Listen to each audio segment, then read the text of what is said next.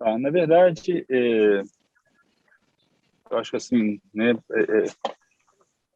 pessoal que está chegando aí, né, que já chegou, só para me apresentar, né, sou Anderson Coelho, né, sou presidente do Conselho Regional de Fisioterapia e Terapia Ocupacional de Minas Gerais. A gente esteve com a secretária de Saúde de Matosinhos, Ellen. Será que eu estou andando aqui, vocês vão ficar tontos, né? Mas, enfim, nós tivemos com a Secretaria de Saúde, com a secretária de Saúde, a doutora Ellen, e fizemos algumas propostas para que a gente trabalhe em parceria, algumas ações conjuntas entre Conselho e Prefeitura Municipal de Matosinhos. E dentre essas ações iniciais, a gente pensou, né, como um primeiro projeto, esse cursos de primeiros socorros, né, algo para nivelamento, não só de profissionais de saúde, mas também pessoas leigas, interessadas no tema, que possam estar atuando, né, e precisando desse tipo de conhecimento no seu dia a dia. Então, a gente tem o professor Márcio Meira Brandão, que é um conselheiro aqui no CREFIT 4, né, é fisioterapeuta de formação, tem pós-graduação em formações nacionais e internacionais, credenciamentos para atendimentos em primeiros socorros. Hoje, dentro da nossa área, é uma das pessoas mais preparadas, aí, mais atualizadas nos credenciamentos para isso. Doutora Ellen, a senhora me ouve? Sim. Enquanto o doutor Anderson não volta, queria te agradecer, né, a participação, e queria que você pudesse falar um pouquinho, né, dessa visita que o Anderson chegou a comentar, dessa parceria. Muito boa noite. Doutora Ellen é secretária de Saúde de Matosinhos, correto, doutora? Isso, eu estou secretária de Saúde de Matosinhos. Tá, você podia falar um pouco para a gente sobre essa parceria? Claro, O Anderson claro. chegou até a comentar agora há pouco. Sim, claro. Primeiro, boa noite a todos. Gostaria de agradecer a participação, a adesão dos profissionais aqui de Matosinhos e da região, para que a gente possa compartilhar esse estreitamento que a gente teve com o CREFIT 4, que foi proporcionado pelo vereador Ítalo, aqui de Matosinhos, que nos apresentou a essa equipe do CREFIT 4, que esteve em nosso município e prontamente quis contribuir de alguma forma, né, para enriquecer o conhecimento dos nossos profissionais, e é uma demanda que a gente traz enquanto profissional de saúde, está sempre se atualizando, e com uma temática que sempre foi fundamental e agora mais do que nunca. Nós, profissionais de saúde, estamos tendo que mostrar, né, para que viemos, nosso valor hoje no mundo inteiro. Então, eu gostaria de agradecer, doutor Anderson, ao Márcio Brandão, por dividir esse conhecimento conosco, preparar com tanto carinho, e agradecer também, mais uma vez, ao vereador Ítalo por essa parceria. Então, não vou prolongar mais, e gostaria de desejar um bom curso para todos nós. Obrigada, boa noite. Doutora Ellen, muito obrigada, nós que agradecemos, tá? Foi um prazer tê-la aqui com a gente também. Fique à vontade, tá? Durante todo o evento. E vou passar a palavra agora para o doutor Márcio Brandão, para dar início à sua explanação do curso. Boa noite a todos. Doutor Márcio, a bola está com o senhor. Ok, mas eu gostaria inicialmente de agradecer a doutora Ellen, né, ao vereador Ítalo, que nos receberam extremamente bem, de uma forma muito acolhedora, carinhosa, e pela oportunidade de estar compartilhando com colegas da área de saúde ou não, né, esse tema que nós somos apaixonados e acreditamos, né, que se cada um de nós puder compartilhar esses conhecimentos e possibilitar, né, que outras pessoas salvem vidas, a gente vai estar cumprindo aí a nossa missão, né? Então, muito obrigado, e eu vou compartilhar aqui a minha apresentação.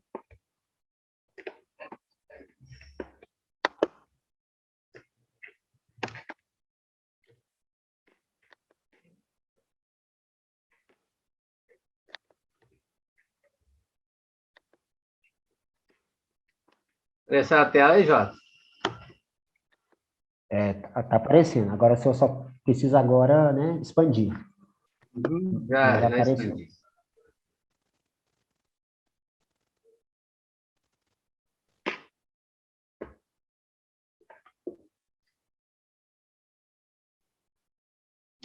Tá lento, hein?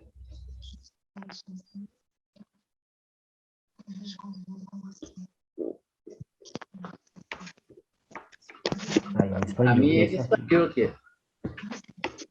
Aqui também, tá tudo ok.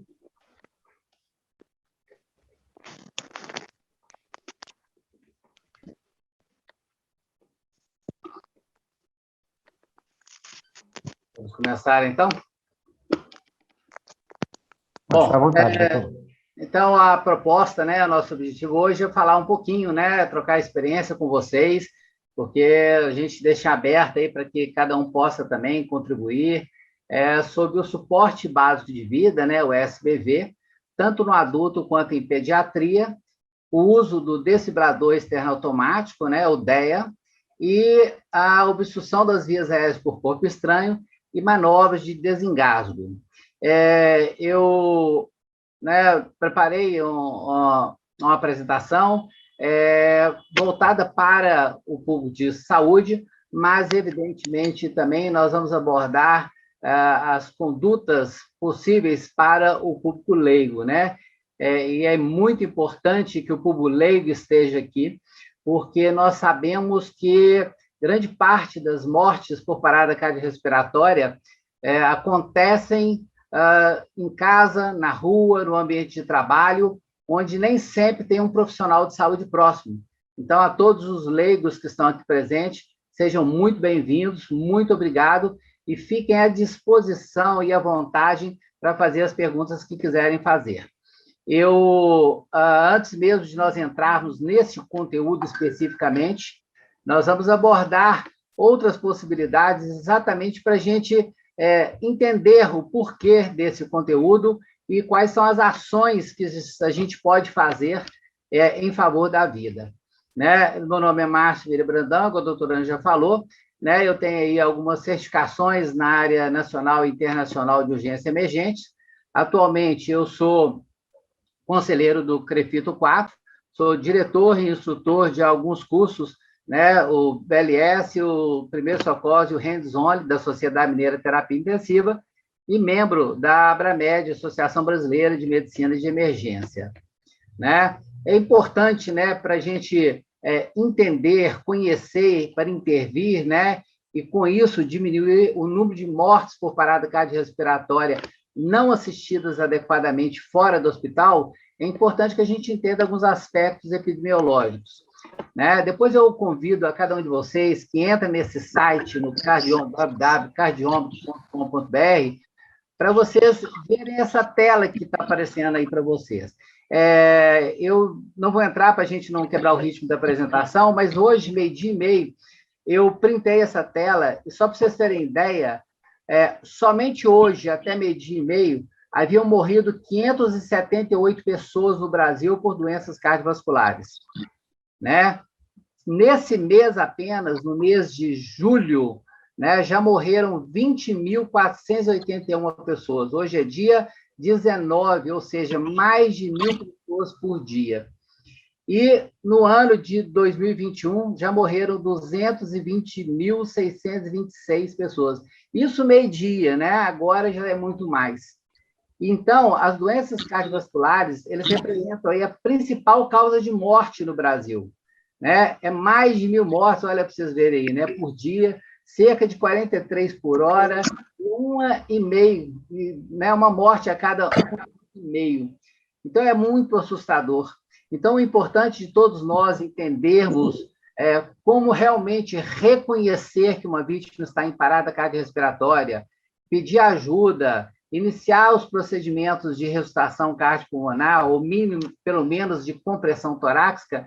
Nós vamos possibilitar que essas pessoas permaneçam ainda com a possibilidade de, ao chegar o resgate, né, 192, 193, ainda terem um retorno da circulação espontânea.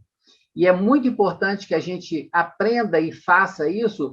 Por quê? Porque não dá tempo da gente esperar o resgate chegar, né? Porque, normalmente, o tempo-resposta, que deveria ser de 4 a 6 minutos, ou seja, o tempo da hora que a gente aciona o resgate até a hora que ele chega, não é mais de 4 a 6 minutos pelo trânsito, número de ambulâncias.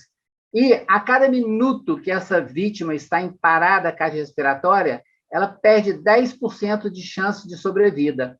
Com 10 minutos, ela já não tem lá grandes possibilidades mais de ter uma vida ou uma vida sem sequelas.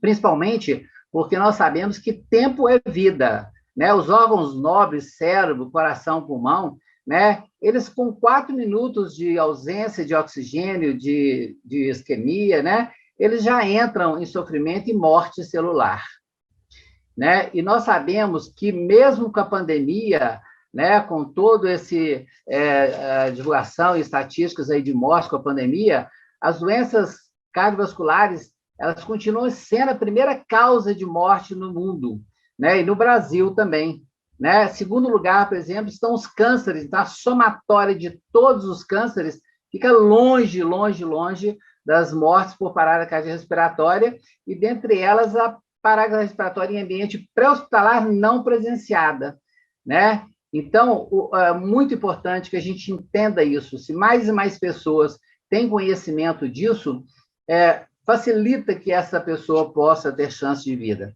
né? Há pouco tempo atrás, eu estava lecionando com um grupo de professores, né, da rede pública de Belo Horizonte, e uma professora muito feliz compartilhou com a gente que 2 leigos, né, iniciaram as compressões torácicas no seu irmão, que estava em parada cardiorrespiratória, e ficaram fazendo as compressões por 40 minutos, porque eles assistiram, eles fizeram um curso de suporte de vida, assistiram uma palestra como nós estamos fazendo aqui agora. Aí chegou o resgate, desfibrilou, ele foi para a UTI, e naquele dia que eu estava conversando com ela, ele estava indo para o quarto já muito bem, já com programação de alta. Então, ela falou assim que ela estava gostando muito dessa oportunidade de fazer o curso de suporte de vida naquele momento, porque alguém que não conhecia o irmão dela salvou o amor da vida dela.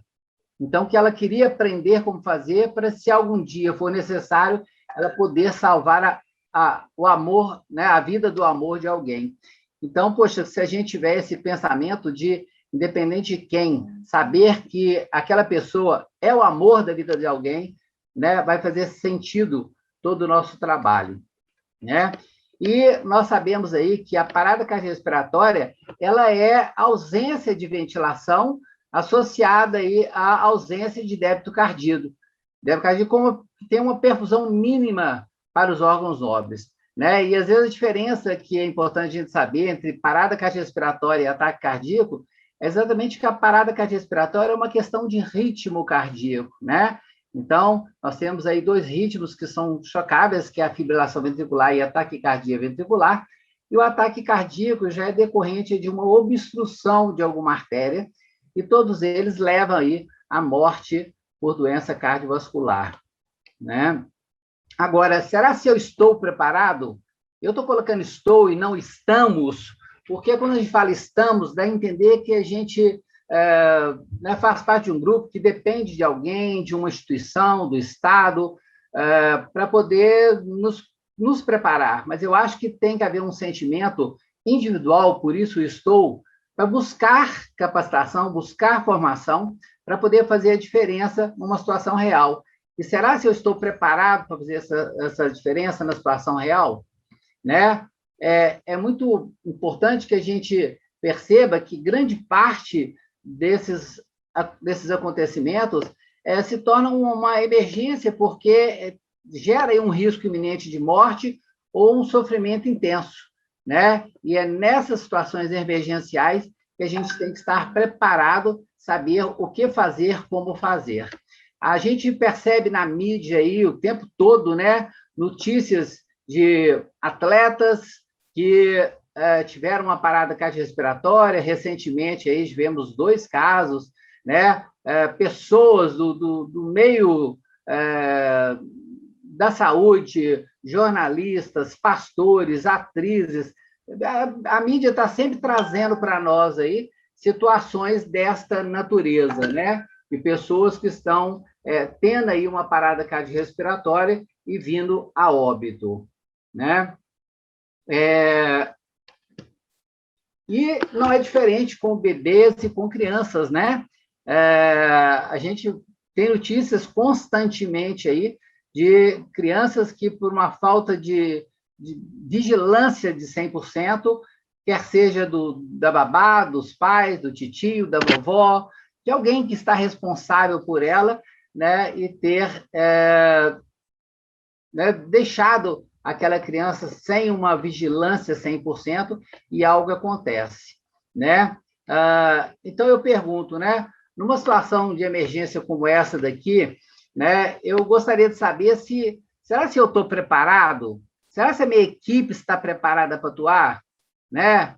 Nós tivemos formação, capacitação, eu procurei por uma formação e capacitação para poder atender algo semelhante a isso daqui. Vamos ver se entra aqui.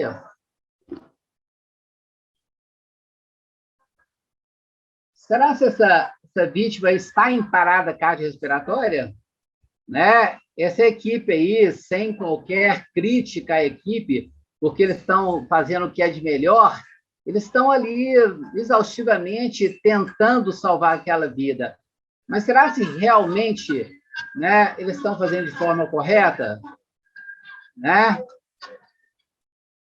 Então, nós vamos interromper aqui, mas só para vocês terem ideia de que realmente muitas situações como essa acontecem e a gente percebe, né, que as pessoas não estão totalmente preparadas. Olha que aí tinham professores, tinham profissionais da área de saúde, mas é importante que a gente esteja sempre recapitulando os conhecimentos, porque tudo muda, né? E é importante que a gente esteja se atualizando.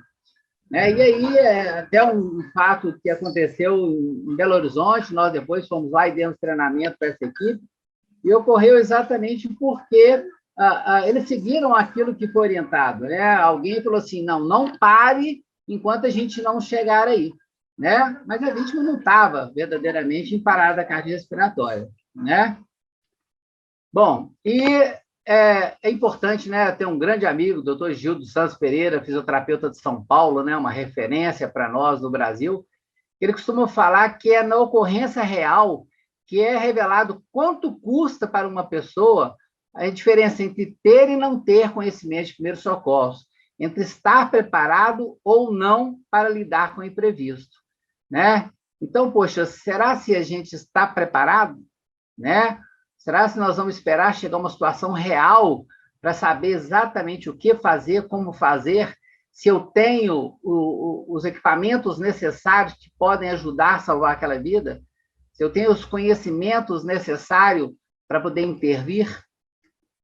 E como nós vamos nos preparar para isso, né?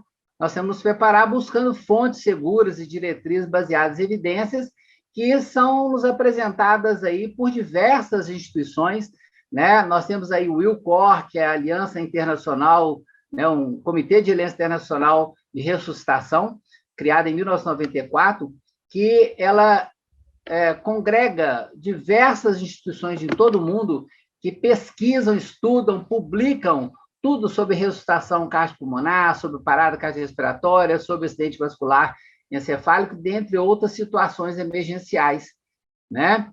Nós temos aí a American Heart Association, que nós seguimos aqui no Brasil, juntamente aí com a Sociedade Brasileira de Cardiologia, a neozelandesa, a africana, da Ásia, da Europa, tantas outras. Então, todas elas estudam e seguem o mesmo caminho, né? Que são os mesmos princípios.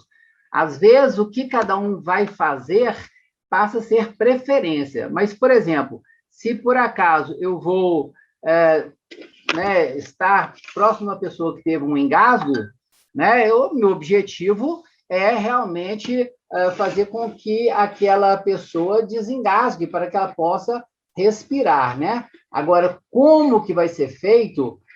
Às vezes muda de país para país, porque são preferências, tá? Mas o importante é que nós saibamos que a gente pode ter acesso por esses sites aí a todas essas pesquisas atualizadas, a todas as práticas baseadas em evidências, para que a gente possa se atualizar e se capacitar. E no Brasil, voltamos a dizer, tudo que nós fomos falar com vocês aqui hoje está respaldado nas diretrizes mais atualizadas da American Heart Association, que são o Guidelines de 2020. E a American Heart, ela nos traz aí, possibilita diversas formas de capacitação, que é o suporte base de vida, suporte avançado de vida, e esses destaques das diretrizes aí de RCP recente de 2020, que é o que nós vamos estar trazendo aí para vocês de forma atualizada, né? E é importante que todos nós, né, e a prefeitura aí de Matozinhos, a Secretaria de Saúde, com essa abertura de portas que está dando ao CREFITO 4, ao Conselho Regional de Fisioterapia, por intermédio de compartilharmos com vocês esses conhecimentos, está lindamente, né, atuando. Eu queria parabenizar aí a doutora Ellen, né, o vereador Líter, por esse olhar, porque é apenas com a educação em saúde que nós vamos capacitar pessoas, leigos ou profissionais de saúde, para salvar vidas, né? E esse sentimento, né, de que realmente nós devemos capacitar pacientes, cuidadores, profissionais de saúde, todo mundo, né, com o objetivo de estimular conscientemente que cada um possa fazer a sua parte, é o nosso olhar e o conceito aí do Ministério da Saúde, né? E isso aí vem sendo feito constantemente pelo CREFITO 4, sob o comando da gestão do Dr. Anderson Luiz Coelho, né? Nós tivemos a oportunidade de, a pedido dele, né, mediante uma convocação do Dr. Anderson e do CREFITO 4, percorrer diversos municípios do estado de Minas Gerais, capacitando todos os fisioterapeutas e terapeutas ocupacionais no suporte base de vida e em primeiros socorros. Foi uma experiência maravilhosa e eu tenho certeza que todos eles aí estão compartilhando com outras pessoas esse conhecimento. E, da mesma forma, né, é importante a gente estar em todos os locais que a gente possa fazer diferença. E assim aconteceu com Brumadinho, né, em 2019, onde os fisioterapeutas de Minas Gerais atuaram aí na assistência aos militares empenhados na missão de resgate, lá na mina Corda do Feijão, sob o comando e iniciativa do doutor Anderson Luiz Coelho.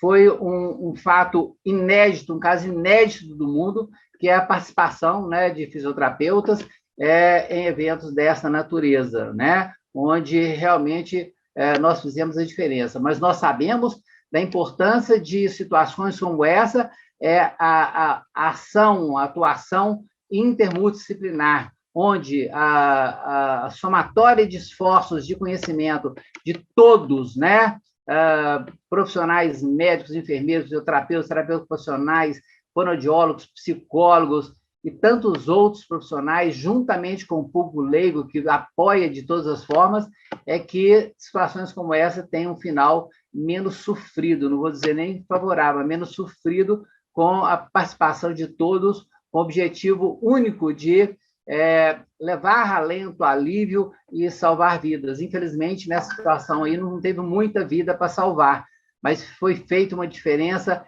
enorme para todos aqueles militares que estavam fatigados já do seu trabalho. E aí, a gente não perde a oportunidade, né, de descentralizar esse conhecimento do suporte base de vida, participando aí de, né, congressos, convenções, né, seminários, cursos livres, porque a gente entende verdadeiramente que é descentralizando como salvar vidas que a gente vai conseguir atingir pessoas que jamais a gente imaginou que atingiria, né? E a gente, sempre que pode, né, leva essas informações para alunos do ensino médio, ensino fundamental e seus familiares. Aí nós estamos ensinando o hands-on, que é o RCP somente com as mãos. Se vocês olharem no site lá, RCP somente com as mãos, vocês vão ver que isso vem sendo feito no mundo de uma forma voraz, porque entende-se que muitas pessoas, às vezes, não fazem nada quando deparam com alguém em parada cardiorrespiratória, porque acham que eu não posso ventilar, eu não posso fazer o boca a boca, então eu não tenho muito o que fazer, né?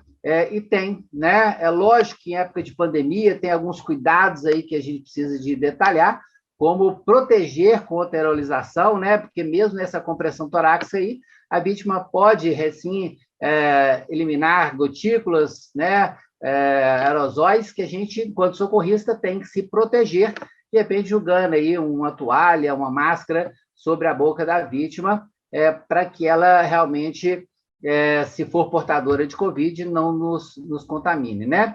Mas é uma forma de salvar vidas, fazendo apenas as compressões torácicas.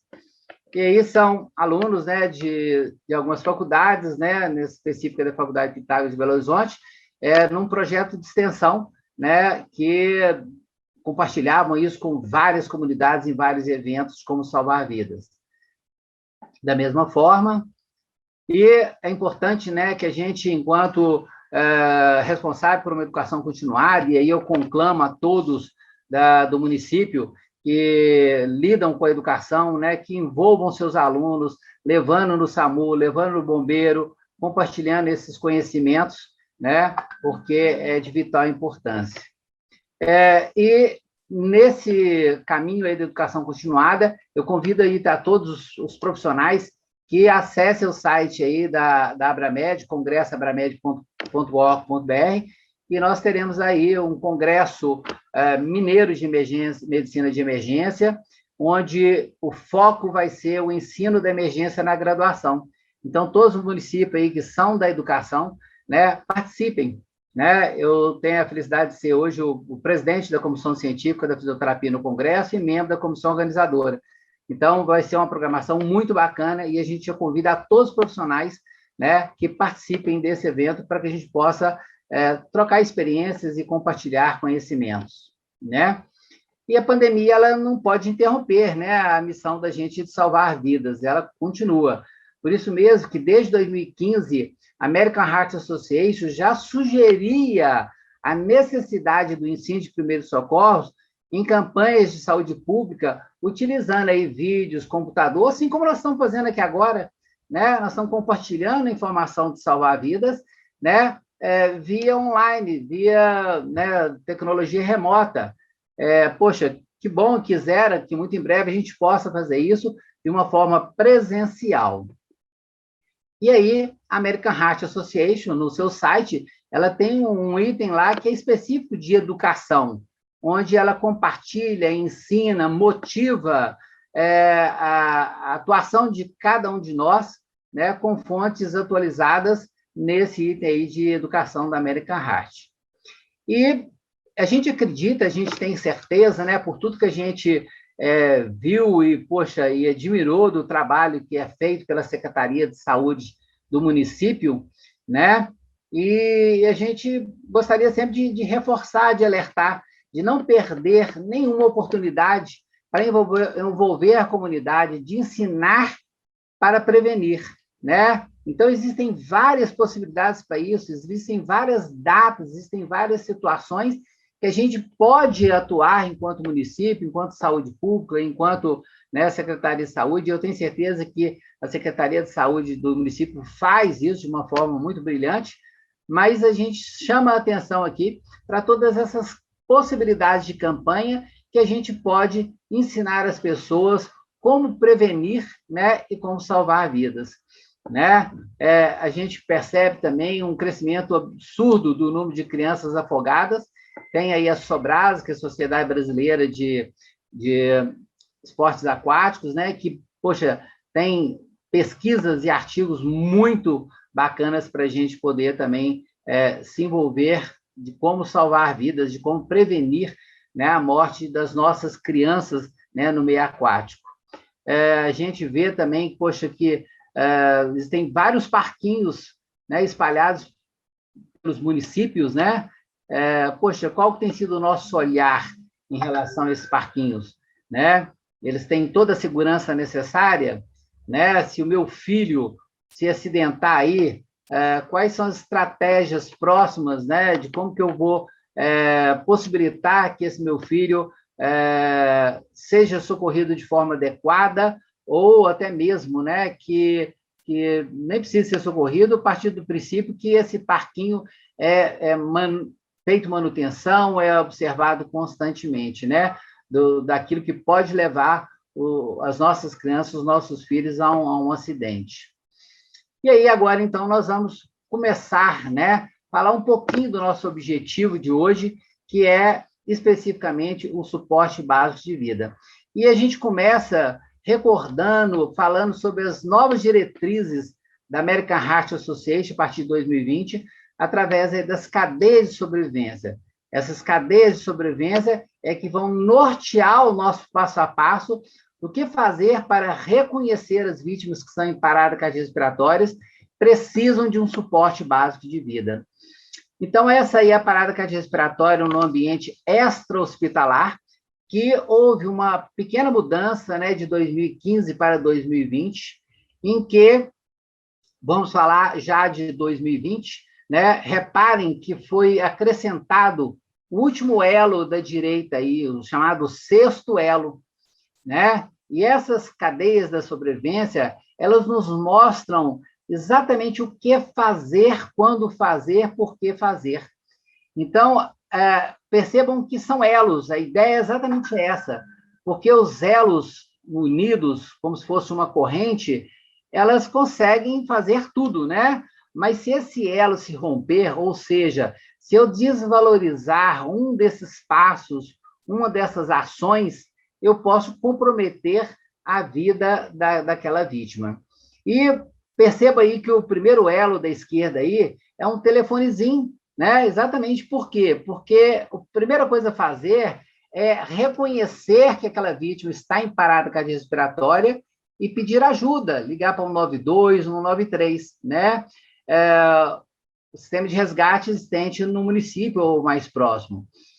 O segundo passo é, enquanto esse serviço médico de emergência, né, não chega, eu tenho que iniciar imediatamente as manobras de compressão torácica, que a partir do momento que eu estou fazendo com esse coração bombeie sangue e oxigênio para o cérebro, eu aumento as chances de sobrevida dessa vítima e diminuo a quantidade de sequelas. Logo depois vai chegar o desfibrilador externo automático, que eu pedi lá naquele primeiro elo, quando eu liguei para o serviço de emergência, né, para eles virem e trazerem o DEA, o desfibrilador externo automático, né? O quarto elo é a chegada da ambulância com suporte avançado de vida, onde existem médicos, enfermeiros, emergencistas, com a possibilidade de prescrever e administrar medicamentos e também de fazer pequenos procedimentos cirúrgicos, se necessário for. O quarto elo são os cuidados, né, pós-parada, né, que aí é quando chega no hospital, né, onde a equipe da hemodinâmica vai ser feita exames diagnósticos, exames laboratoriais, se necessário for usar aí um cardioversor. E esse último elo que eu chamo a atenção, porque o momento é muito especial para isso. Esse último elo é o chamado elo de recuperação. E ele foi criado em 2020 com igual importância de todos os demais elos. Por quê? Porque ele representa, está vendo que tem dois profissionais aí abraçados, né? Representa a atuação do fisioterapeuta, do terapeuta ocupacional, do psicólogo, do nutricionista, né? Do fonoaudiólogo, do médico, do enfermeiro, do assistente social, ou seja, toda a equipe possível que possa, ainda no ambiente hospitalar, prestar toda assistência para que essa vítima recupere o mais rapidamente possível.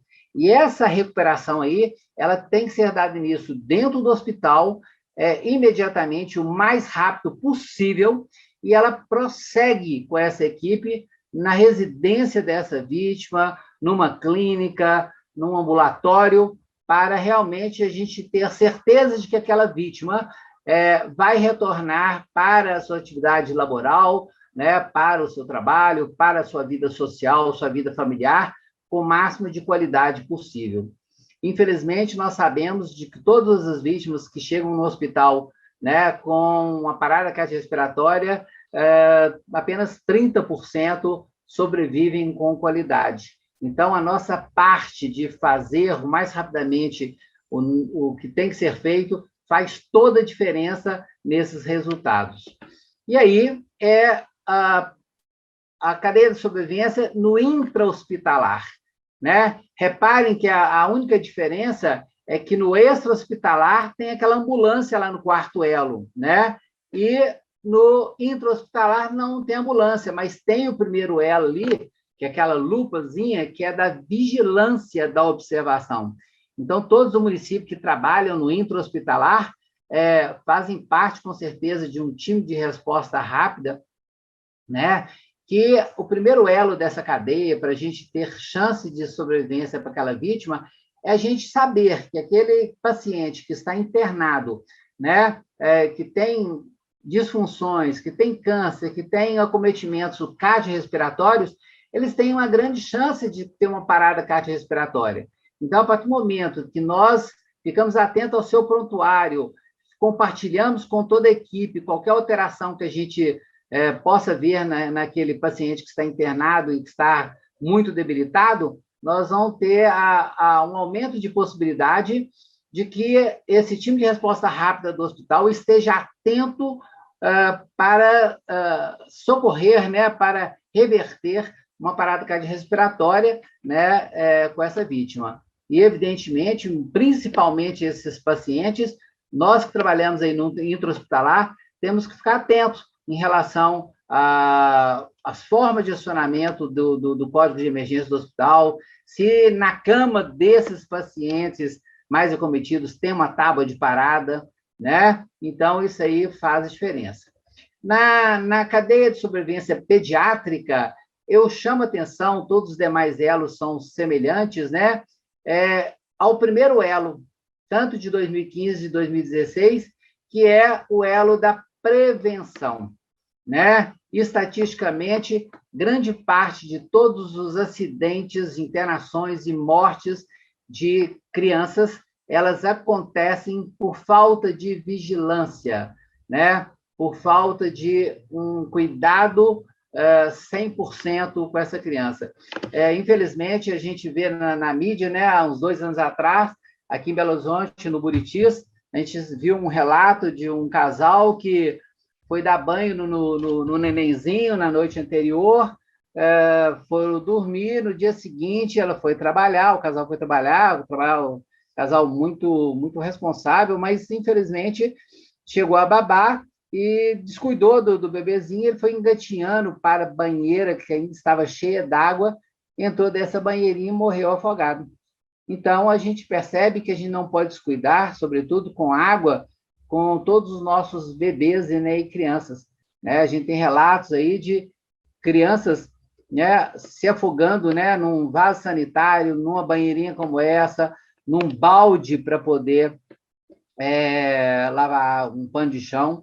Então, a gente não pode brincar, hipótese alguma, da mesma forma que é a vigilância no extra-hospitalar, com tudo aquilo que envolve uma piscina que está sem cercadinho, né? Uma tomada sem um dispositivo adequado, uma piscina que tem aqueles ralos de sucção, né? Produtos químicos em garrafa de refrigerante, ou então na altura que possa ter acesso a criança, assim como medicamentos. Então, a gente tem que ficar atento o tempo todo, né?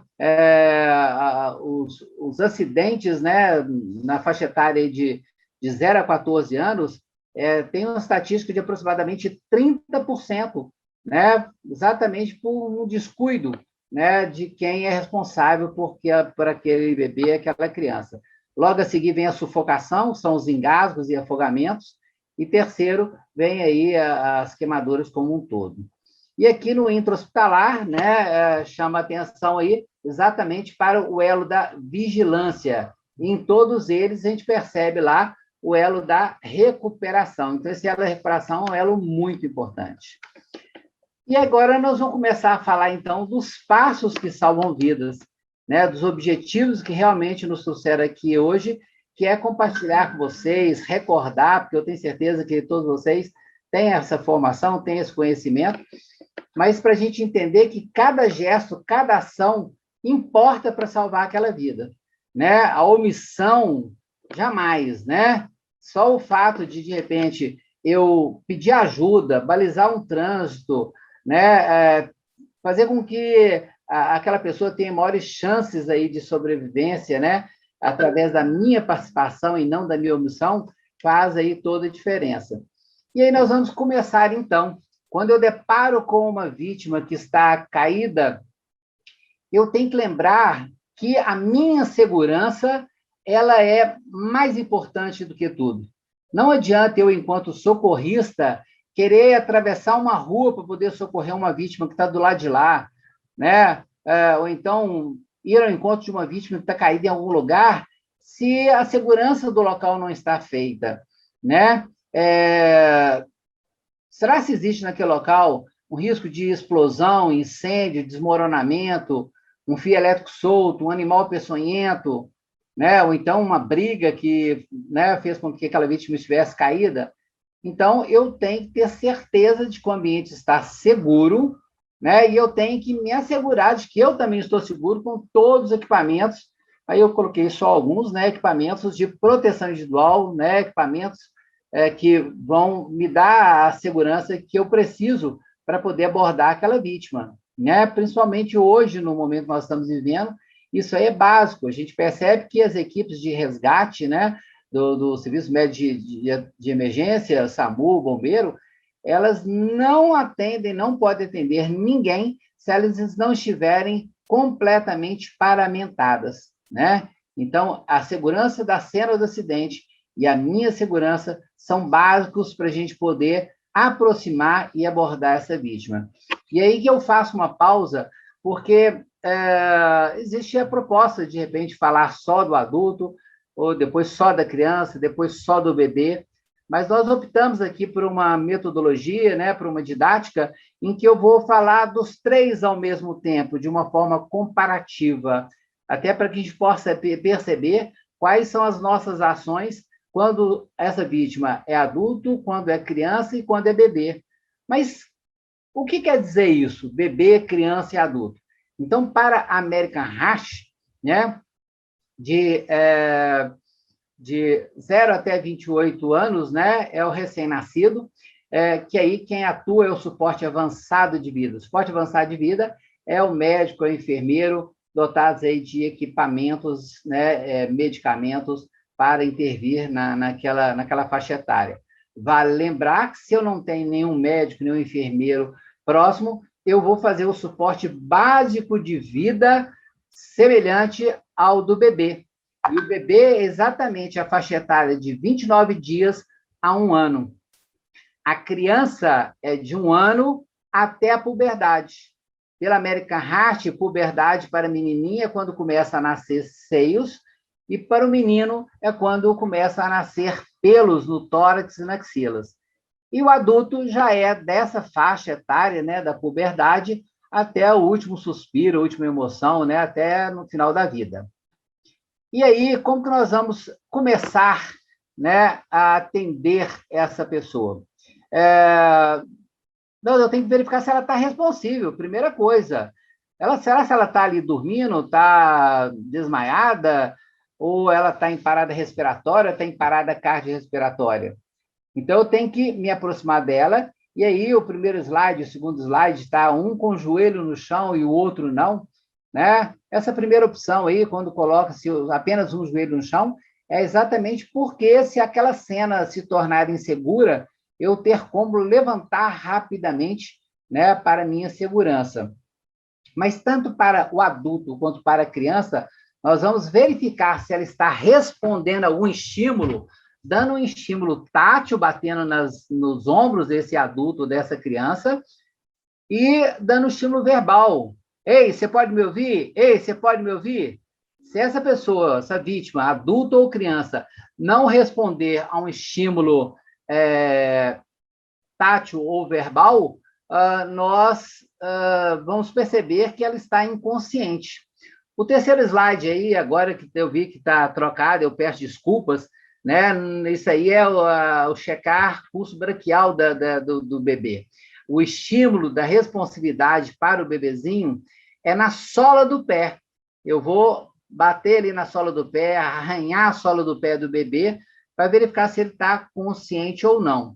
Então, peço desculpas, esse slide ele está errado agora que eu percebi, né? Então, a responsividade do bebê é feita na planta do pé, tá? Então, adulto e criança batendo nos ombros e bebê na sola do pé. Logo depois que eu percebi que essa vítima está irresponsiva, que ela não responde a estímulo, eu tenho que imediatamente pedir ajuda adequadamente, né? Eu tenho que apontar para alguém, se eu estiver perto de alguém, né? E falar, ei, você, de blusa preta aí, ó, liga para 192, né? Liga para o resgate e pede para trazer o DEA, né? Aquele aparelho de choquinho. Então, é importante a gente identificar uma pessoa, apontar verdadeiramente uma pessoa para que ela saiba que aquela responsabilidade é dela, né? E é muito comum, às vezes, quando acontece alguma coisa, a gente vê um monte de gente com celular, mas às vezes elas estão chamando alguém, filmando, e por aí fora vai, né? Então, infelizmente, a gente tem que identificar essa pessoa.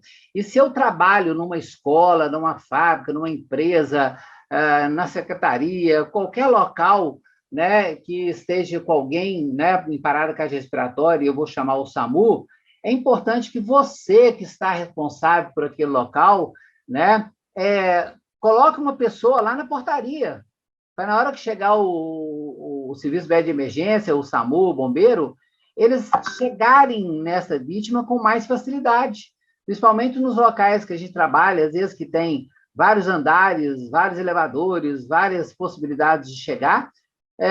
O SAMU, o bombeiro, não conhece, às vezes, aquele local.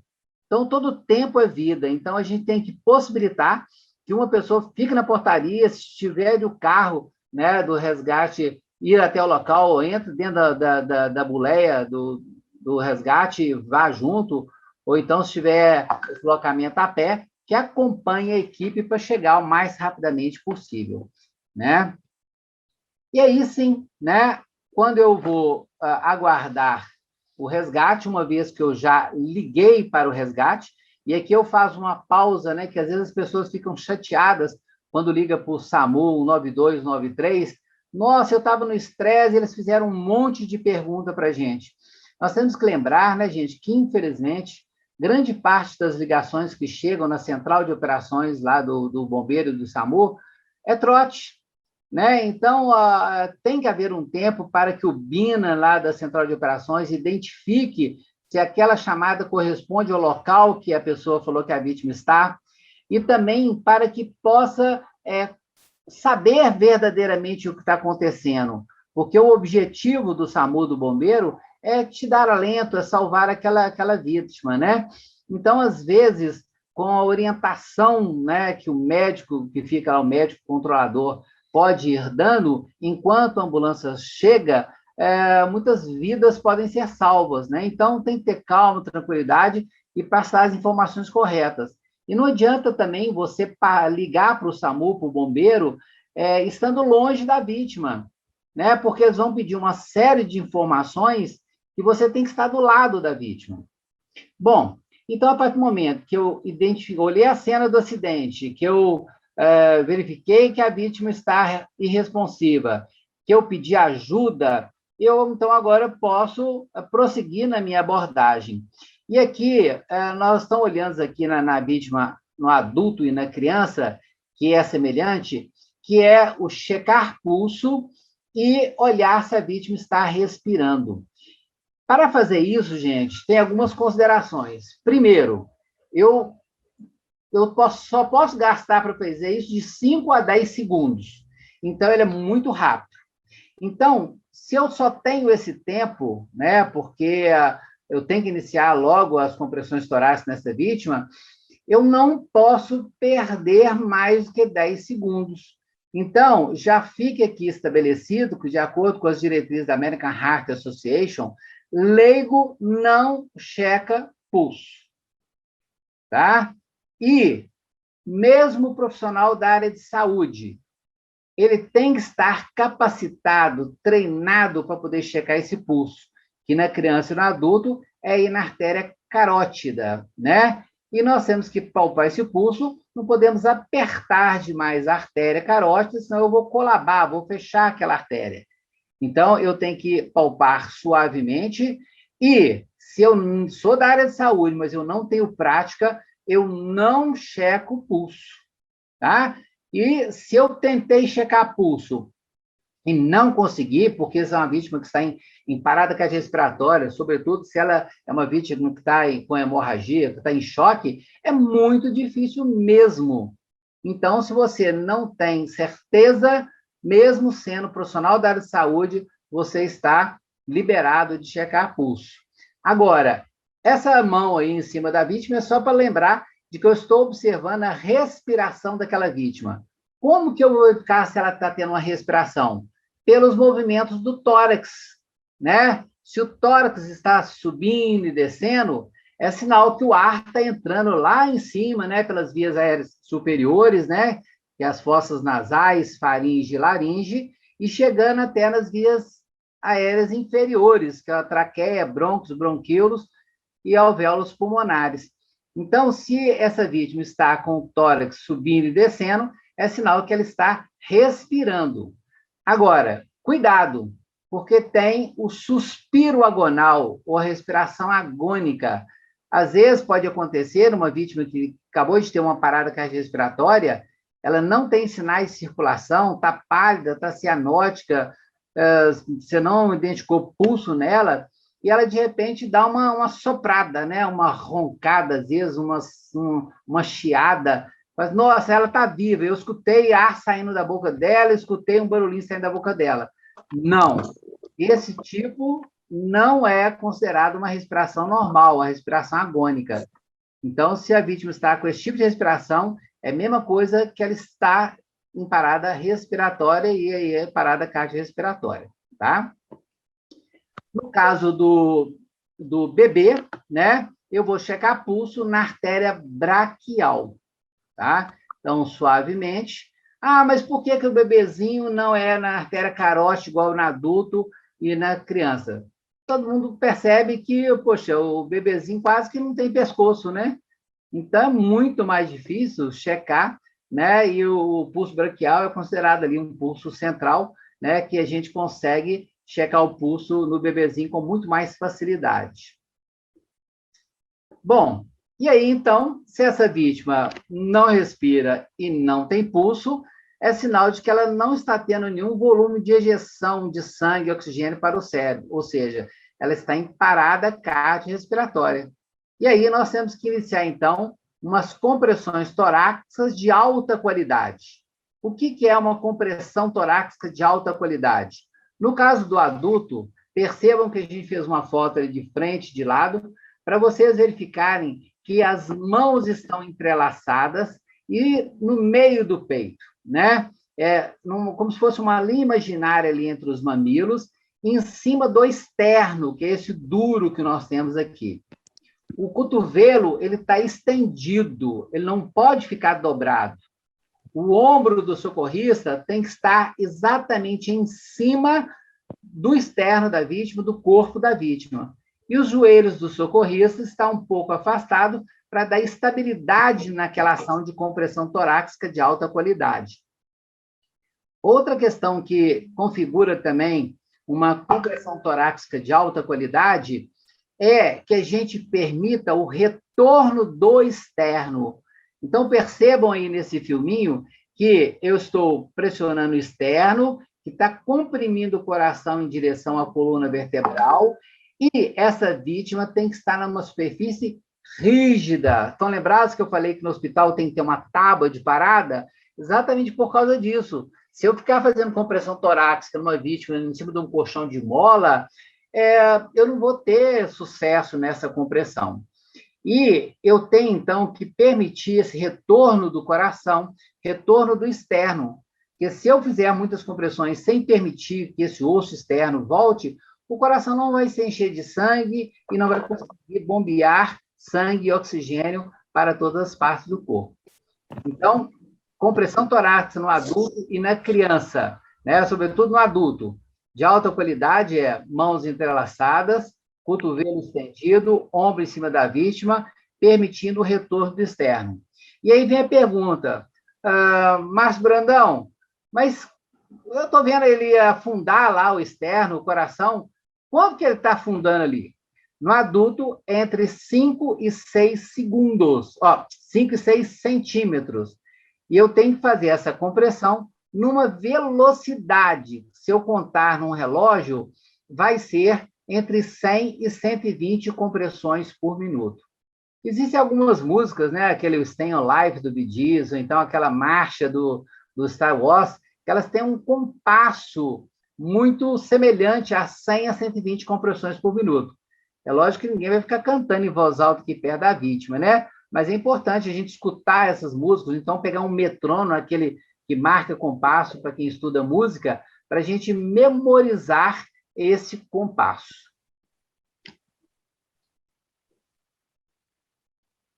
No caso aí Opa! Só um minutinho, acho que pulou demais.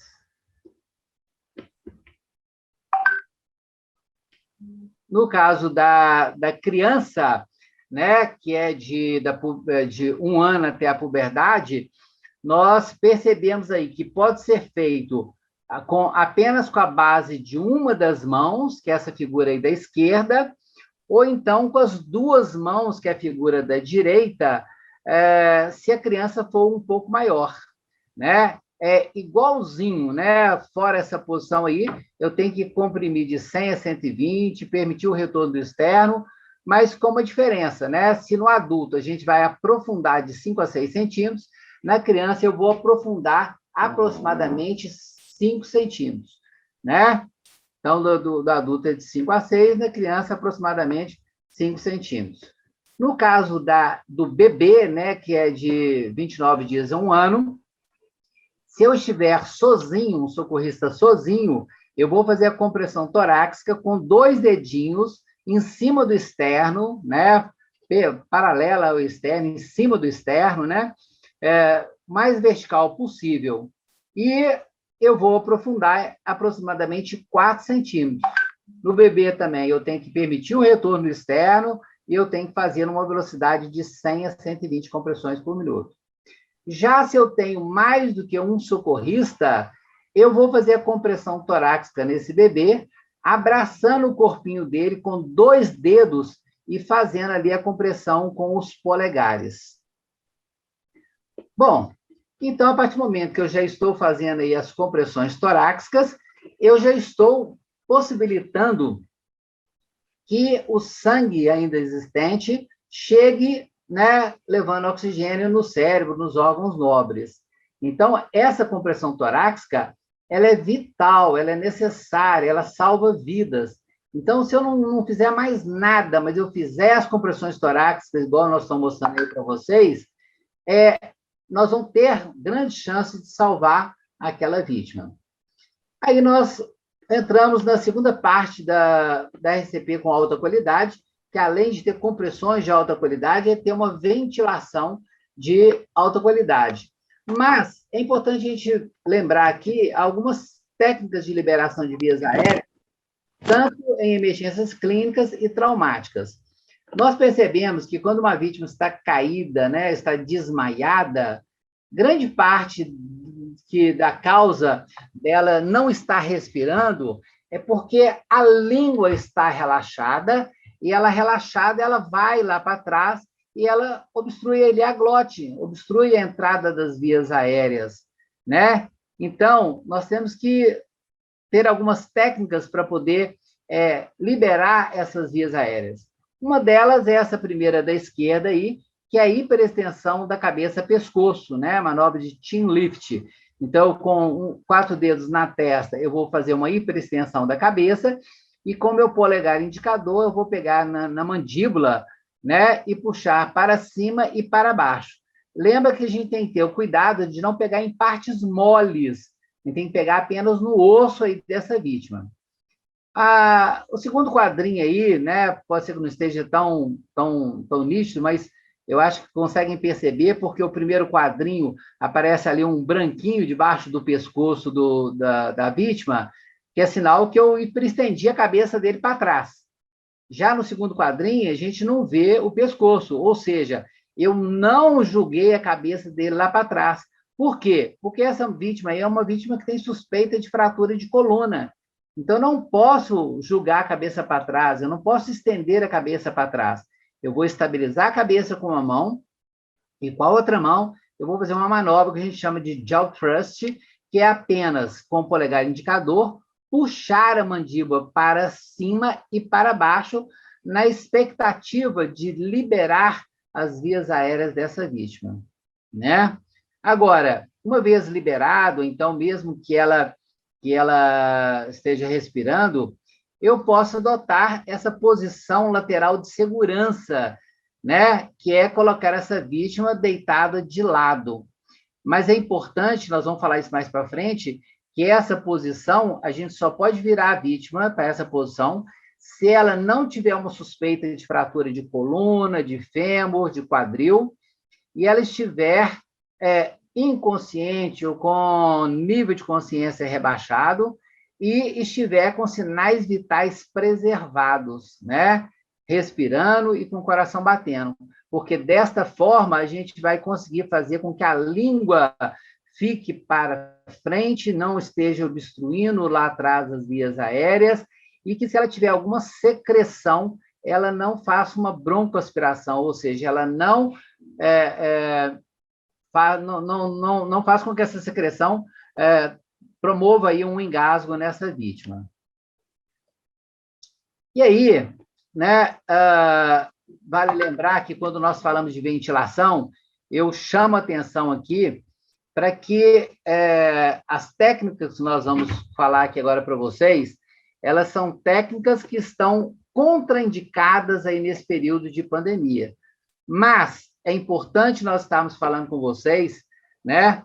Por quê? Porque eu posso estar ao lado do meu pai, minha mãe, minha esposa, né? Meu cônjuge, meu filho, uma pessoa que eu amo, que eu conheço, que não tem nenhuma doença contagiosa, e eu posso querer colocar a minha boca na boca desta vítima, né? Mas, volto a dizer, em época de pandemia, nós não podemos utilizar essas técnicas aí, se não formos profissionais especializados e devidamente paramentados e instruídos.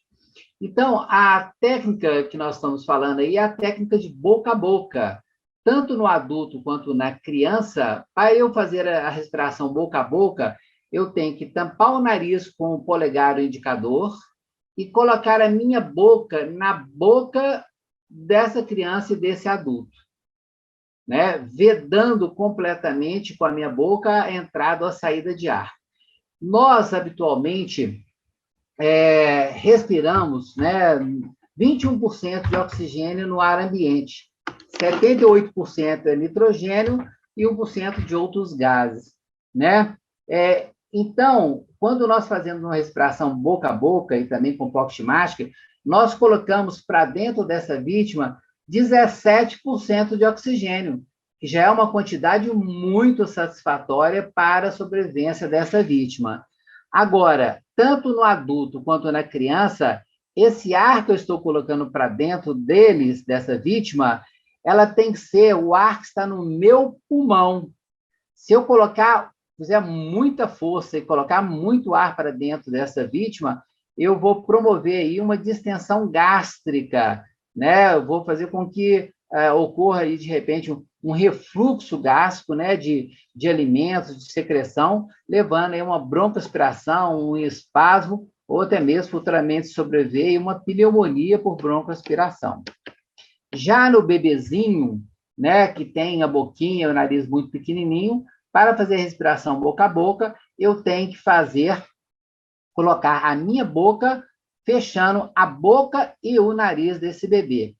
E o ar que eu vou colocar para dentro desse bebê é o ar que está na minha bochecha. Vale lembrar que nesta técnica aí, para adulto e para crianças, quando eu vou fazer a respiração boca a boca, eu tenho que fazer aquela hiperextensão da cabeça. Imagine uma mangueira dobrada. A água vai sair com dificuldade dessa mangueira. Então, se eu esticar a mangueira, a água vai sair com facilidade. Mesma coisa aí, se a gente estende a nossa cabeça para trás, é como se fosse a retificação de uma mangueira, né? O nosso canal ali, porque essa mangueira nossa que entra o ar são as vias aéreas superiores, né? As fossas nasais, faringe e laringe. Então, eu tenho que retificar esse conduto aí que está recebendo esse ar para levar para o pulmão, fazendo essa hiperextensão aí da cabeça, pescoço, tá? Já no caso do bebê, o que acontece? No caso do bebê, ele tem um perímetro cefálico maior, cabeça muito grande, né? Então, eu posso fazer essa hiperextensão? Sim, mas minimamente. Por quê? Porque a orelhinha do bebê, ela tem que estar nivelada com o ombro desse bebê. Bom, outra técnica, outro recurso é a pocket mask, né? A máscara de bolso. A máscara de bolso, eu vou vedar, né? No caso do adulto, vedando e tampando a boca, nariz daquele adulto, né? E de uma criança maior, né? E percebam que nesse quadrinho da esquerda tem uma válvula unidirecional, né? Uma válvula one-way, ou seja, quando eu ventilo para dentro desse meu ente querido, né? Porque em época de Covid não posso fazer isso com pessoas desconhecidas e com pessoas que eu não conheço o estado de saúde. O que eu vou fazer? Essa válvula, ela vai me possibilitar ventilar essa vítima, colocar oxigênio para dentro dela, e se por acaso ela vomitar, tossir, espirrar, coisa assim, essa secreção vai parar nessa válvula. Agora, em época de pandemia, né, mesmo para as pessoas conhecidas, é de bom tom que a gente tenha, no mínimo, ali um filtro EPA, que é um filtro específico que impede o retorno de gotículas, inclusive de secreções, né, de toda ordem, para o nosso corpo. Mas lembro, né, que mesmo as equipes de resgate, elas estão fazendo isso quando necessário, extremamente necessário, totalmente paramentadas, e não dessa forma. Mesmo as equipes de resgate, né, SAMU e bombeiro, a respiração boca a boca e a respiração com pocket mask, ela está proscrita, ou seja, ela está contraindicada, mesmo para as equipes de resgate. As equipes de resgate, quando extremamente necessário, estão usando a bolsa válvula máscara, que é o BVM, que é o AMBU. E mesmo assim, todo mundo paramentado, com plástico aí em cima dessa vítima, né, totalmente protegidos. Né? Percebam que em todas as fotos nós não estamos de luva, mas exatamente para possibilitar uma demonstração mais realista para vocês, no sentido da visualização. Mas numa abordagem, é lógico que um dos equipamentos de proteção individual básicos é também a luva. E vale lembrar que essa máscara da bolsa válvula máscara, ela também tem que ser aderido corretamente, né, à face dessa vítima, e a exemplo do que nós falamos, que na respiração boca a boca, ou de pocket mask, nós vamos colocar para dentro daquele adulto, daquela criança, o ar que está no nosso pulmão, usando o AMBU, tanto para adulto, criança ou bebê, eu vou colocar apenas metade dessa bolsa, que já é o suficiente, né? Vale lembrar também para os profissionais de saúde, né, que trabalham no serviço médico de emergência, assim, que se eu algum dia for utilizar a pocket mask, quando eu conecto nessa máscara, um oxigênio, esse volume de ar que eu coloco para dentro, que seria de 17%, aumenta aí para 60%. E quando eu utilizo uma bolsa válvula máscara que tem esse reservatório acoplado, isso aí sobe para 90%. E devido à pandemia, né, a gente percebe que várias mudanças aconteceram no nosso dia a dia, né? Então, houveram aí as teleconsultas, o teleatendimento, aula remota, afastamento social, cuidados específicos.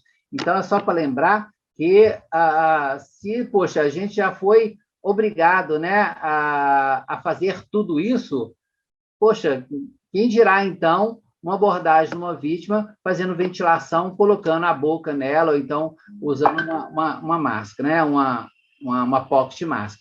Então, só para a gente lembrar que, para seguir as orientações da organização, aí uma contenção maior aí de secreções e da aerolização. E aqui nós vamos juntar tudo falando aí do como fazer as ressuscitações cardiopulmonar. No caso aí de 2 socorristas, uma pessoa vai ficar com a bolsa, válvula, máscara atrás da cabeça, fazendo uma técnica CIE, né, que é comprimindo com o polegar indicador a máscara e com os outros 3 dedos fazendo uma hiperextensão da cabeça, e com 3 socorristas, enquanto um vai estar na compressão, o outro vai estar com as 2 mãos vedando essa máscara lá atrás e o outro ficando responsável apenas pela ventilação. Vale lembrar que, no caso da criança, adulto e bebê, se eu estou socorrista sozinho, considerando que nós estamos fora da época de pandemia, a gente nem deveria usar essa bolsa, válvula, máscara. Mas se eu estou sozinho, tanto bebê, quanto criança, quanto adulto, eu vou fazer 30 compressões e 2 ventilações, 5 ciclos. Ou seja, ou eu conto 2 minutos, se eu tiver um relógio, um cronômetro, ou se eu não tiver, eu vou contar 30 compressões, 2 ventilações, 1, 30 compressões, 2 ventilações, 2, 30 compressões, 2 ventilações, 3, 30 compressões, 2 ventilações, 4 e 30 compressões, 2 ventilações, 5. Eu queria fazer uma pausa para... Todo mundo está me escutando bem?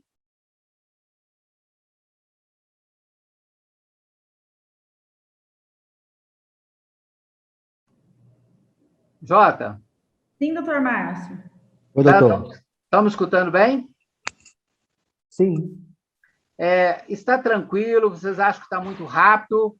Né? Já estamos aí caminhando para a nossa reta final, mas está tranquilo até agora? Doutor, está super tranquilo. Ok. Né? E a Pode gente, no continuar. finalzinho, abre um espaço para as perguntas, tá? Tá, eu verifico aqui no chat, aí eu passo para o senhor, ok? Ok. O pessoal tá dando o positivo, o senhor pode continuar. Ok. Bom, então, recapitulando, né, quando nós falamos de ressuscitação cardiopulmonar, né, que é o ciclo completo de compressões e ventilações, quando eu vou fazer completo, se eu estou sozinho em bebê, criança e adulto, eu vou fazer 30 compressões e 2 ventilações durante 5 ciclos, tá? Ou seja, 30 compressões, 2 ventilações, 1, 30 compressões, 2 ventilações, 2, 30 compressões, 2 ventilações, 3, 30, 2, 4, 30, 2, 5. Agora, quando eu tenho 2 ou mais socorristas, no adulto continua 32, 5 ciclos.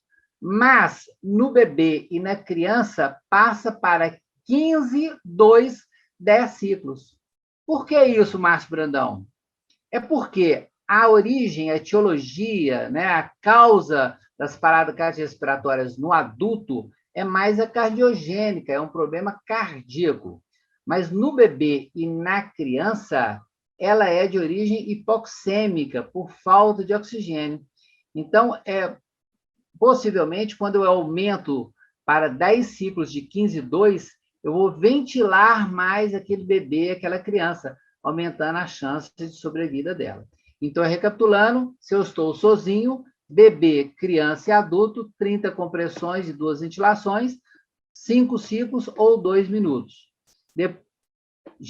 Quando tem 2 ou mais socorristas, adulto continua com 30 compressões e 2 ventilações, 5 ciclos ou 2 minutos, e no bebê e na criança, 15 compressões e 2 ventilações por 10 ciclos. E aí, recapitulando aí a posição da compressão do bebê e da criança, aliás, da criança com uma mão ou com duas mãos, e a importância, né, da gente respeitar, né, esse retorno do tórax. E aí a ventilação com 3 socorristas. É importante a gente lembrar que, a partir do momento que a gente terminar esse ciclo, né, de compressões e ventilações, e essa vítima voltar, nós temos que, depois de 2 minutos, reavaliar essa vítima e verificar. Ela continua em parada cardiorrespiratória, ou seja, sem pulso e não está ventilando, então a gente prossegue nas compressões e ventilações, ou então só nas compressões, se eu não tiver capacitado, treinado e com toda a segurança para fazer ventilação, que normalmente só tem sido feita aí pelas equipes de resgate, a gente reforça isso daí. Agora, apenas a compressão torácica, o leigo, o profissional de saúde, todo mundo pode e deve fazer, com essa ressalva da gente proteger aí a boca da vítima para não soltar, né, aerosóis, né, secreções em quem está fazendo as compressões. Agora, se depois que eu fizer aí as manobras de compressão e ventilação, a vítima retornar, vou monitorar. Se ela ficar sem pulso, cianótica, roxinha e sem respiração, eu reinicio as manobras de ressuscitação cardiopulmonar. Agora, se eu olho, ela está coradinha, está com pulso, mas não respira, eu tenho que fazer as respirações de resgate. O que são respirações de resgate? Eu vou fazer no adulto uma ventilação a cada 5, 6 segundos, né? Então, eu vou contar 1, 2, 3, 4, 5, 6 e ventilo. 1, 2, 3, 4, 5, 6 e ventilo. Depois de 2 minutos, eu reavalio. Ela voltou, está com pulso, está respirando? Ótimo, vamos monitorar. Ela está com pulso, mas continua sem respirar, eu não estou percebendo ali o peito dela subindo e descendo, está subindo e descendo, mas fraquinho. Eu reinicio as respirações de resgate, né?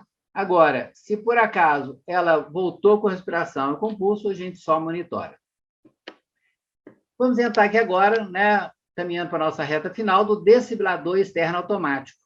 Ele tem um desfibrilador que, para o adulto, ele deve ser utilizado, igual desenhado na cada pá, uma pá ali próximo da clavícula e outra pá ali embaixo, próximo do ápice cardíaco. O objetivo do desfibrilador externo automático é, quando é dado um choque aí dessa forma, ele fazer realmente o quê?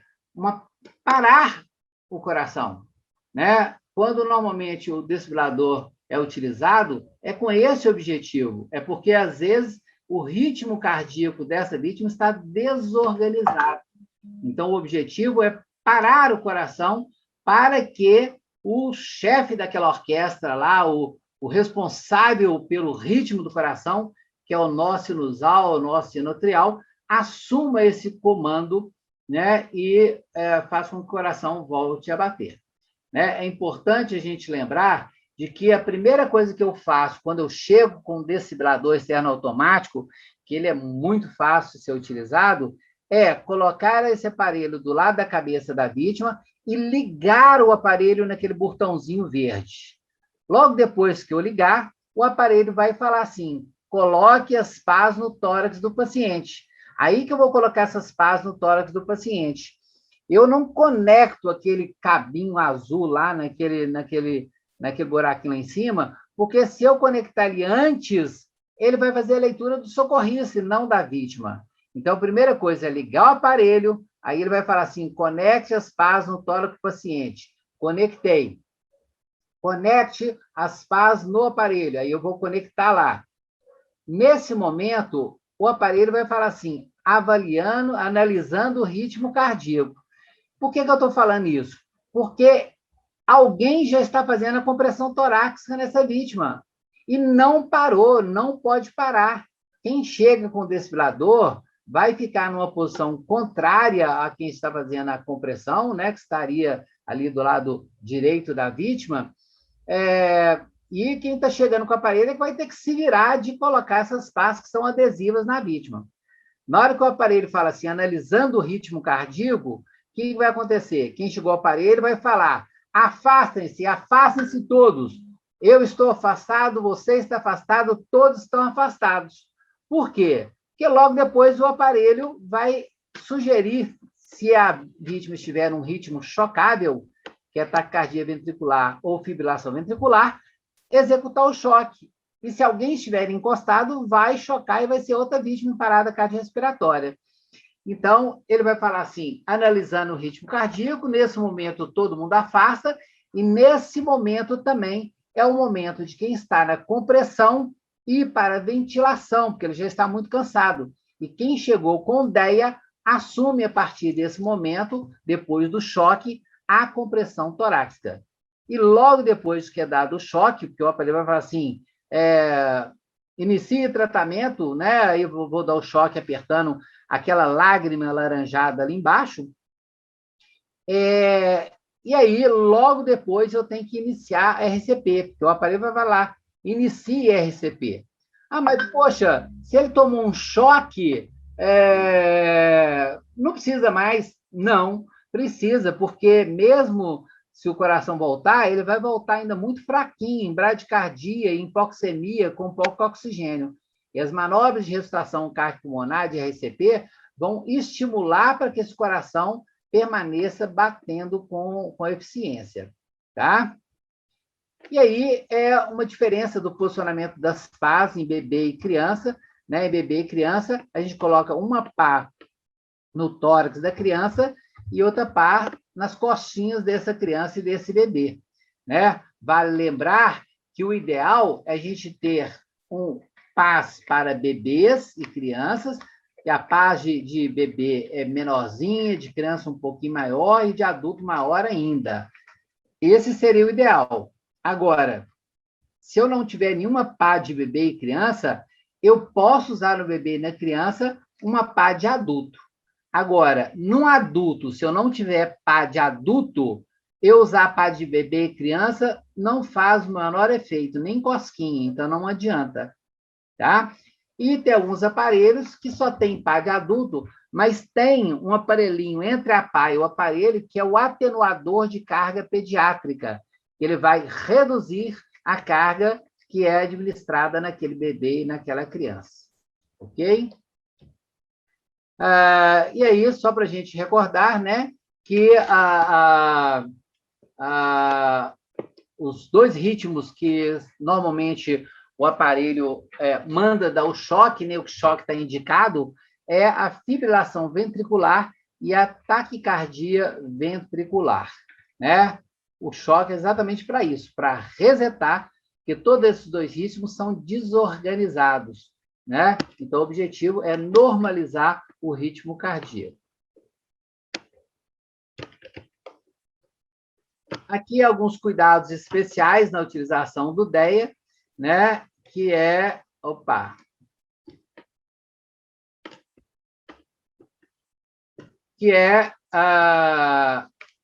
em vítimas que é muito peludo, né? Nós temos que, como tesourinha, com aparelho de barbear, tirar o excesso de pelo, né?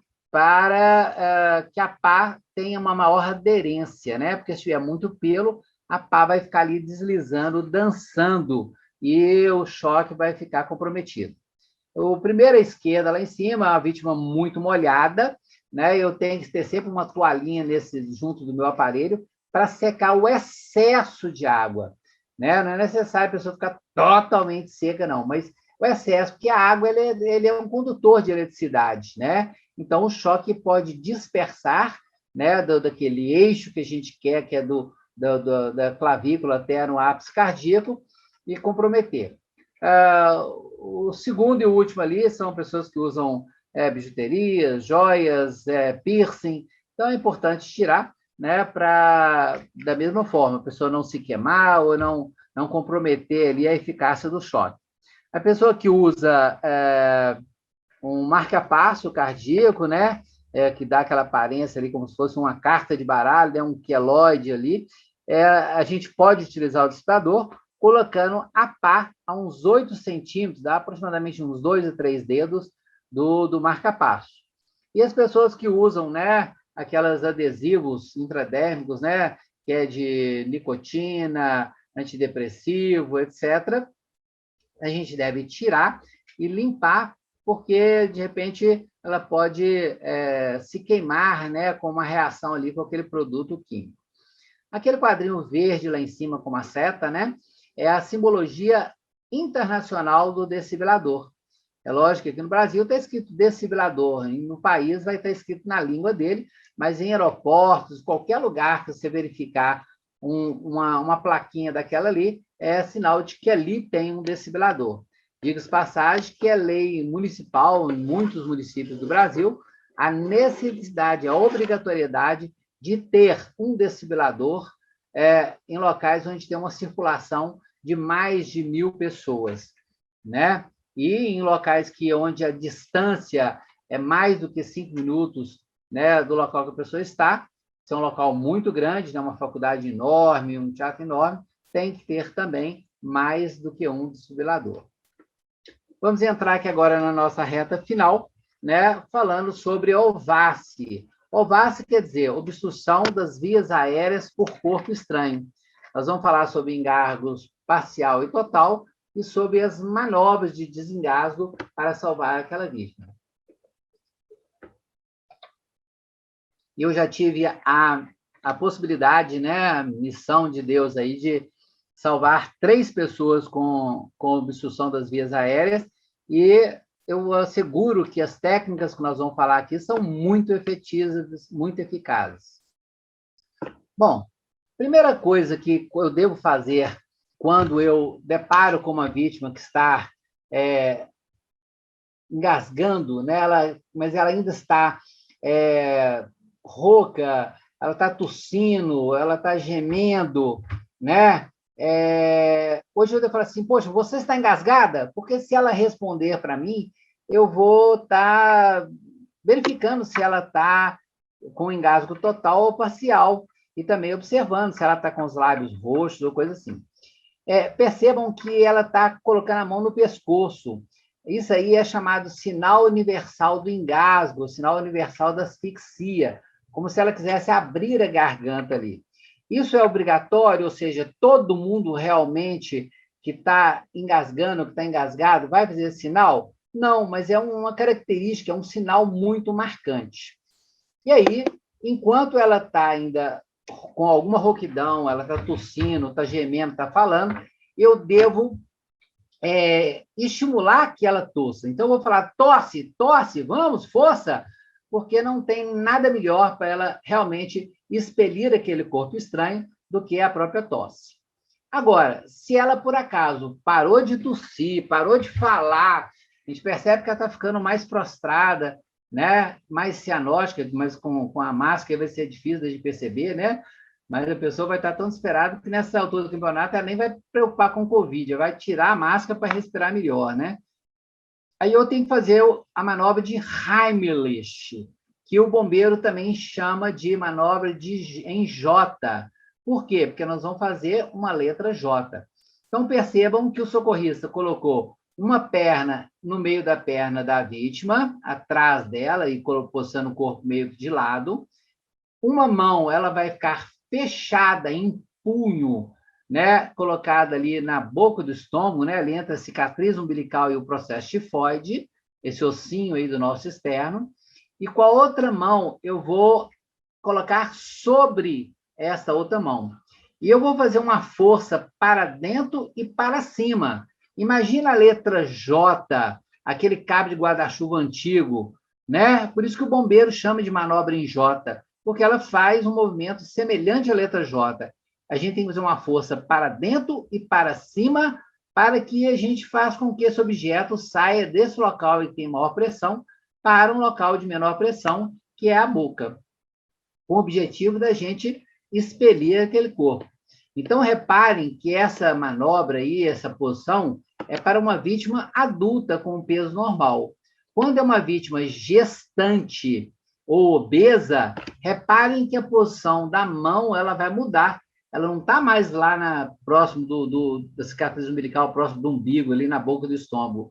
Gestante e obesos, nós vamos colocar lá em cima do externo. Coloca o braço debaixo da axila e faz uma pressão em cima do externo, lá em cima da linha imaginária do mamilo.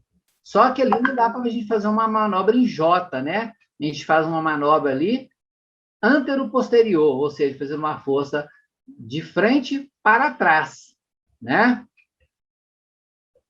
A posição da perna é igual ao que nós falamos, né? Uma perna no meio das pernas da vítima e a outra atrás. Por quê?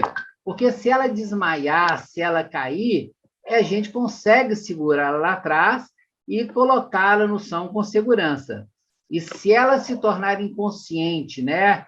Parar de respirar e desmaiar, eu devo, então, deitar essa vítima no chão, na superfície rígida, e iniciar as manobras de RCP, de ressuscitação cardiopulmonar, com uma diferença, né?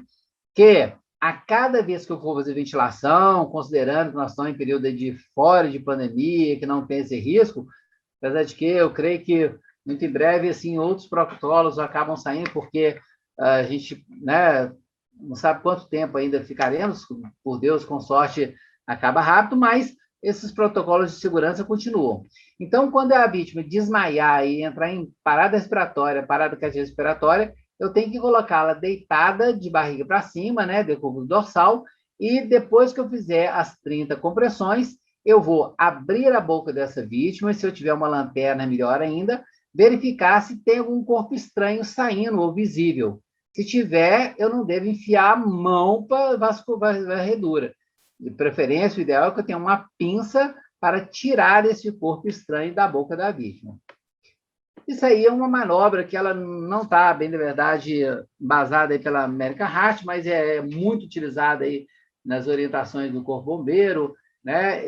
Eu sou técnico de emergências médicas do Corpo Bombeiro, que é semelhante ao paramédico americano, que é posicionar, né, a nossa barriga, se eu estiver sozinho, sobre uma cadeira, né, que eu não vou ter ninguém ali para fazer a manobra de Heimlich comigo, e pressionar, né? Eu costumo falar também que, se fosse o meu caso, a primeira coisa eu tentaria, se eu estivesse num prédio, num local que, pelo menos longínquamente, tem outras pessoas, de quebrar uma vasilha, anunciar de qualquer forma que eu estou passando dificuldades ali para a pessoa vir me ajudar. E lembrar, né, apesar do corre-corre, que eu não vou conseguir ligar para ninguém, gritar a ninguém, pelo menos deixar a porta aberta para eu poder ser socorrido.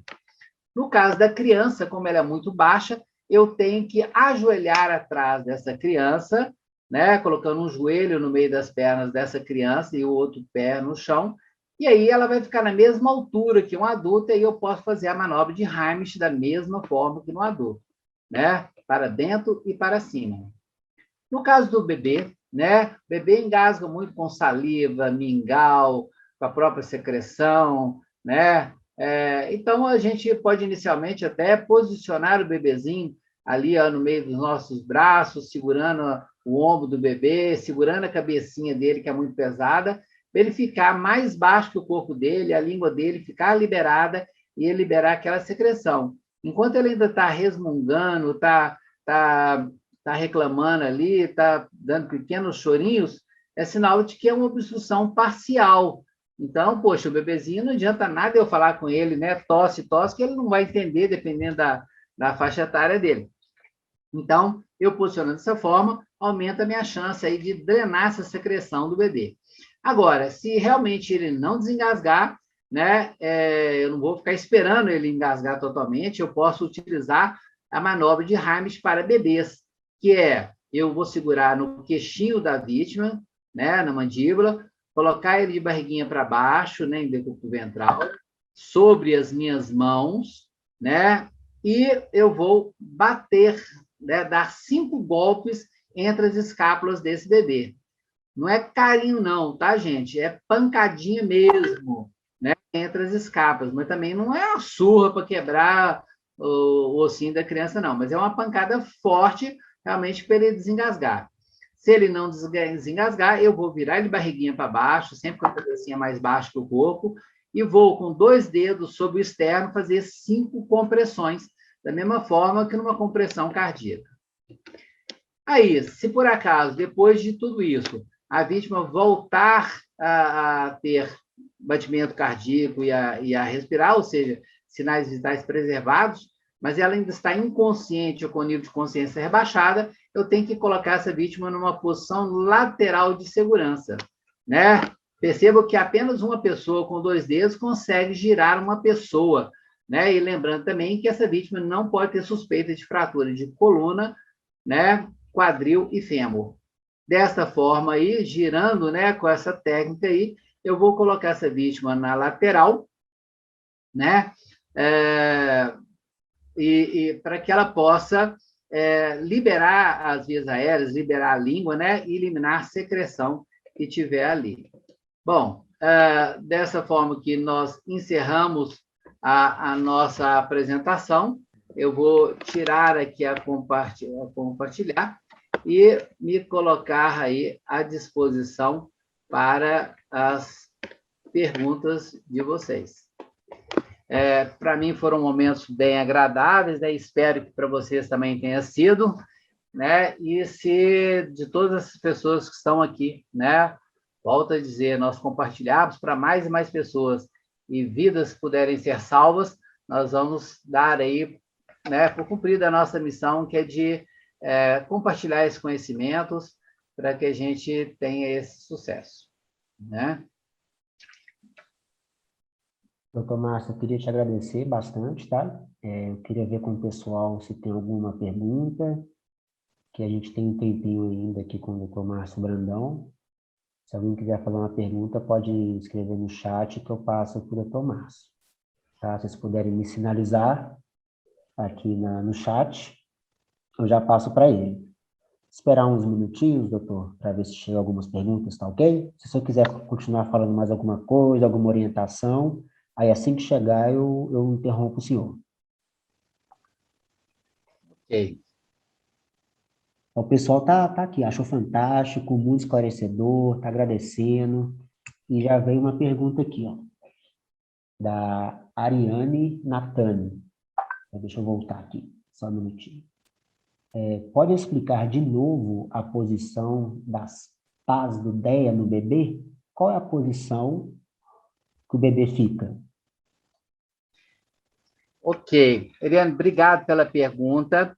Primeira coisa é o seguinte, foi ótima a sua pergunta, porque é muito bom a gente entender o seguinte, que quando a gente trabalha em algum local, estuda em algum local, e nesse local tem um DEA, é de bom tom que a gente até vá lá na pessoa que é responsável pelo controle daquele DEA, para conhecer, para verificar se a bateria daquele DEA está ok, se o DEA tem pá de bebê, pá de criança, se as pás estão vencidas ou não.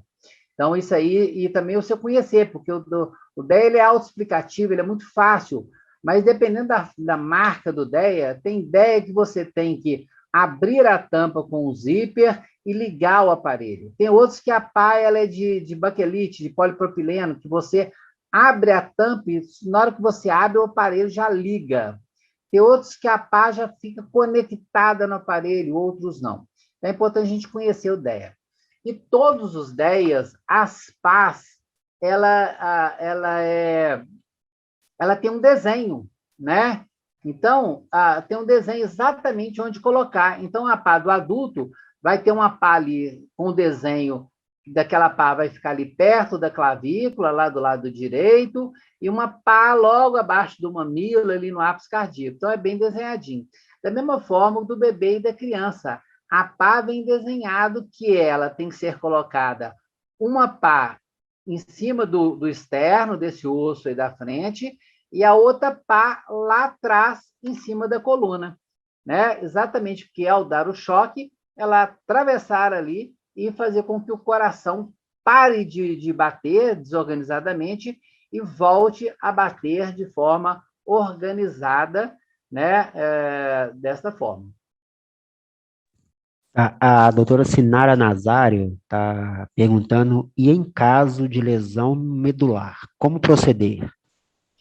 Olha, independente da situação, se é uma lesão medular, se é uma fratura, seja lá o que for, né? Se a gente não utilizar o DEA, a vítima vai entrar em óbito.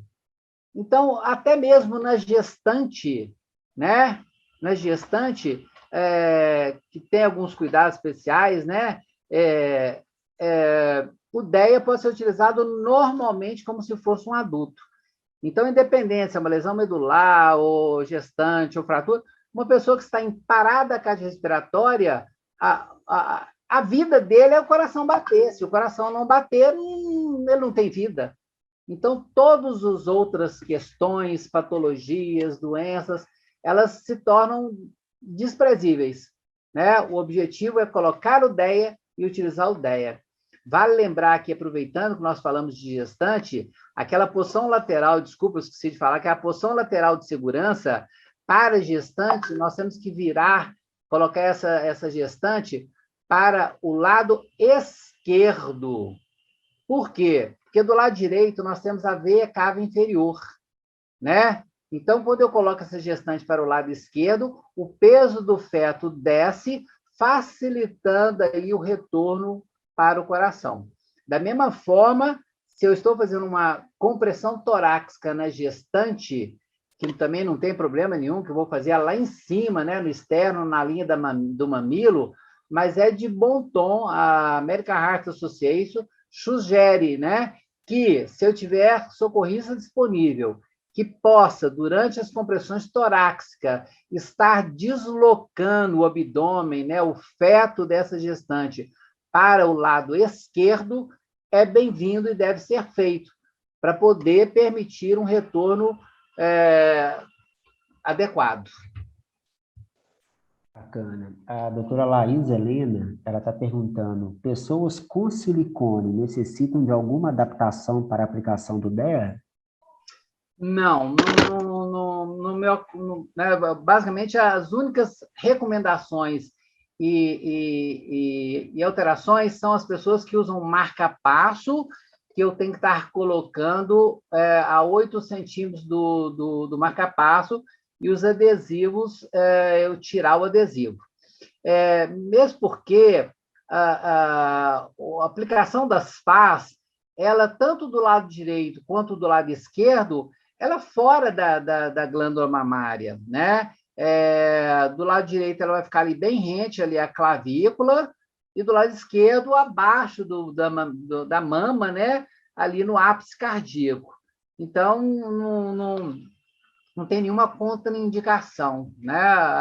As contraindicações ou as orientações, elas se devem pelas diretrizes da American Heart Association, aquela que nós colocamos. Tá. A doutora Denise Oliveira dá o seu boa noite e ela queria que você pudesse repetir a sequência da RCP com 3 socorristas. Ah, tá. Bom, o fato é o seguinte, né? Recapitulando, que é importante que, por exemplo, um desses socorristas, vai chegar, né, fazer a análise da cena do acidente. Se a cena estiver segura, esse socorrista vai ajoelhar do lado dessa vítima, né, assegurando, né, que a cena está segura e que ela está deitada numa superfície rígida, e vai verificar se essa vítima está consciente ou não, colocando as 2 mãos nos ombros dessa vítima, né? Se for um adulto ou criança, e se for um bebê, vai estar depois fazendo um teste na plantinha do pé dele. Logo depois que ele chegou e faz essa avaliação se a vítima está responsiva ou não, dando um estímulo tátil verbal, volto a dizer, do bebezinho na planta do pé, ele vai verificar, opa, não, ela tá inconsciente, ela não está respondendo estímulo nenhum. Então, poxa, eu tenho que pedir ajuda.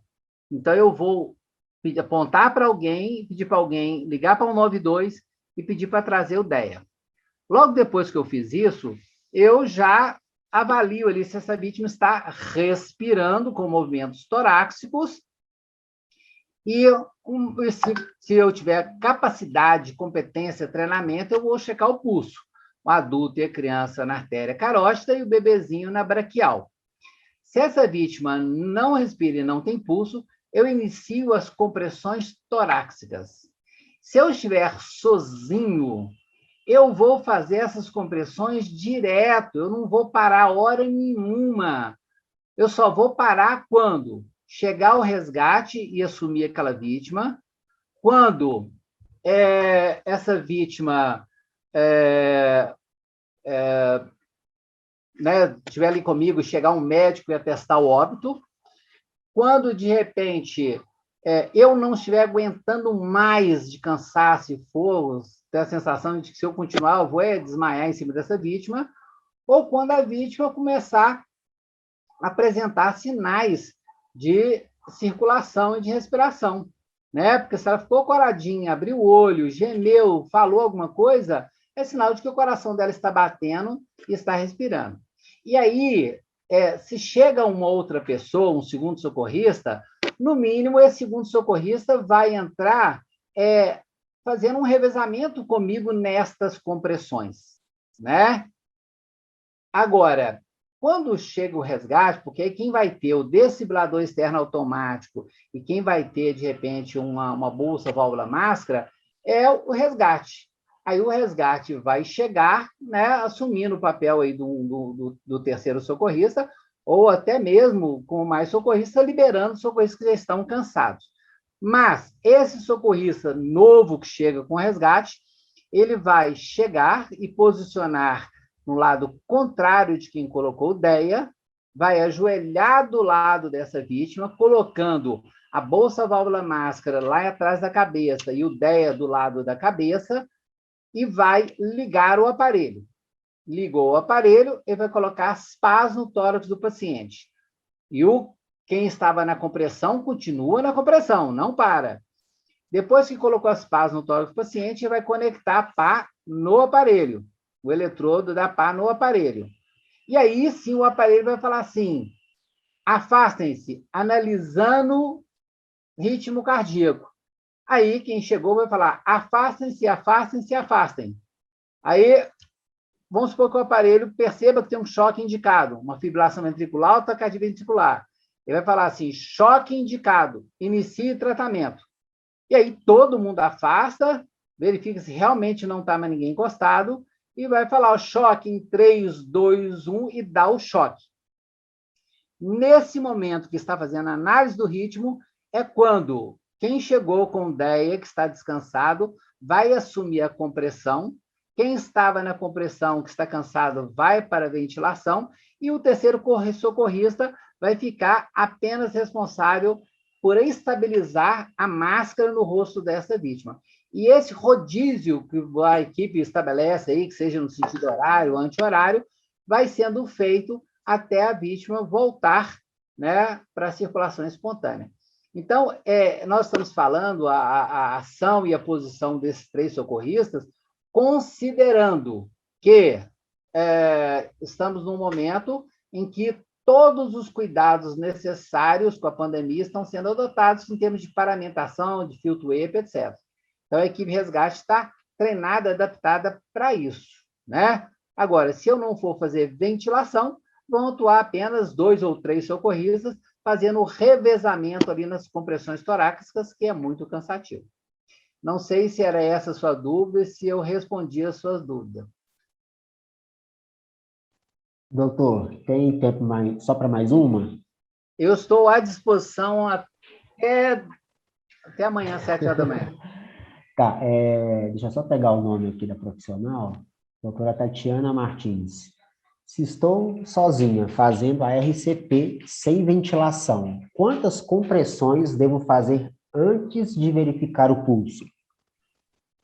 Olha, se você está sozinha, você vai fazer essa compressão direto, né? Direto, né? Mas o importante, foi ótimo você fazer essa pergunta, doutora, porque é importante a gente colocar uma questão aqui, né? Existe uma questão da parada cardíaca presenciada e da parada cardíaca não presenciada. Então, o que acontece? Se eu estou sozinho e deparo com uma vítima adulta, né? em parada cardiorrespiratória, o que eu faço? Normalmente, o adulto não para mais por uma questão cardiogênica, por um problema cardíaco.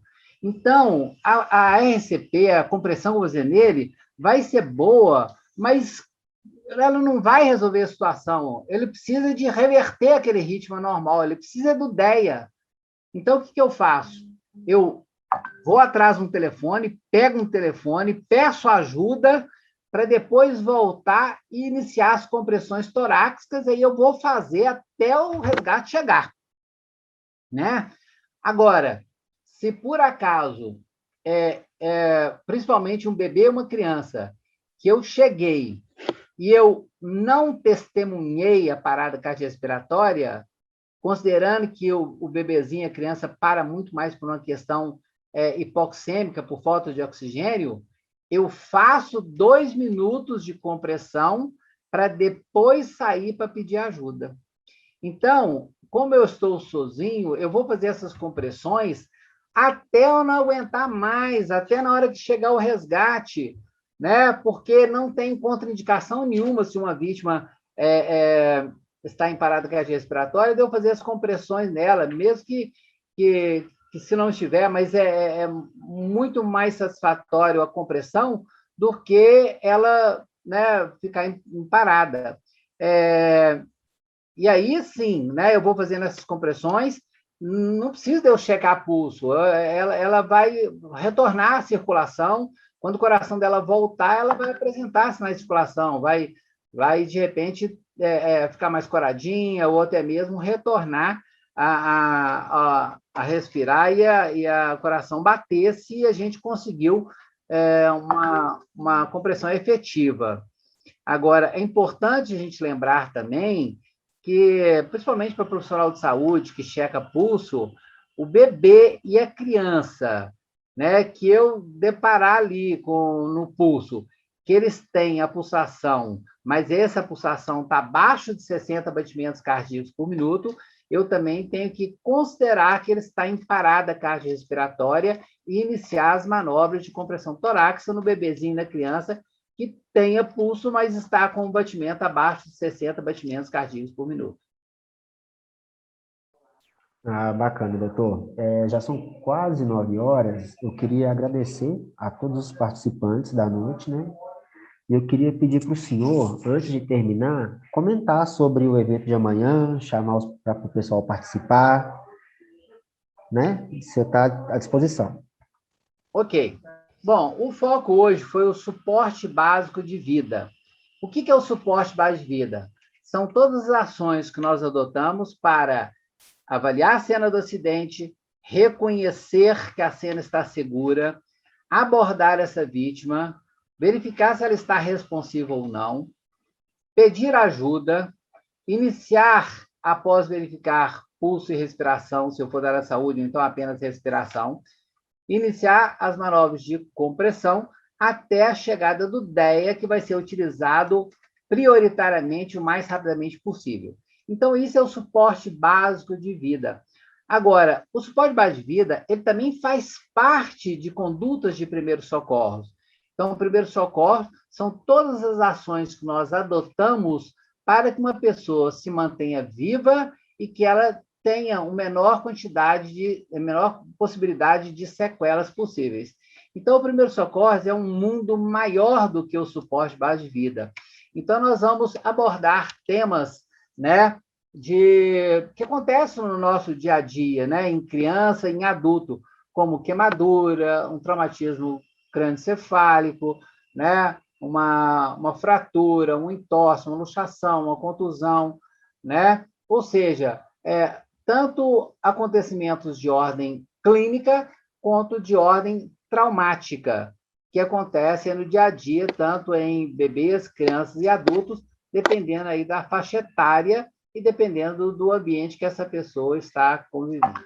Então, participem, né? Vai ser um prazer imenso, né? Estou aqui feliz e agradecida a quase 50 pessoas que estão presentes até essa hora, né? Então, eu queria agradecer muito a presença de todos e convidá-los para que estejam amanhã com a gente também. Doutor, muito obrigado, tá, por disponibilizar o seu conhecimento com o pessoal. Doutora Ellen, muito obrigado pela sua participação também. Pessoal, obrigado por vocês estarem aqui com a gente até esse momento, tá? A gente vai finalizar agora o curso e nos vemos amanhã. Grande abraço a todos e, mais uma vez, muito obrigado. Boa noite, obrigada. Nós que agradecemos.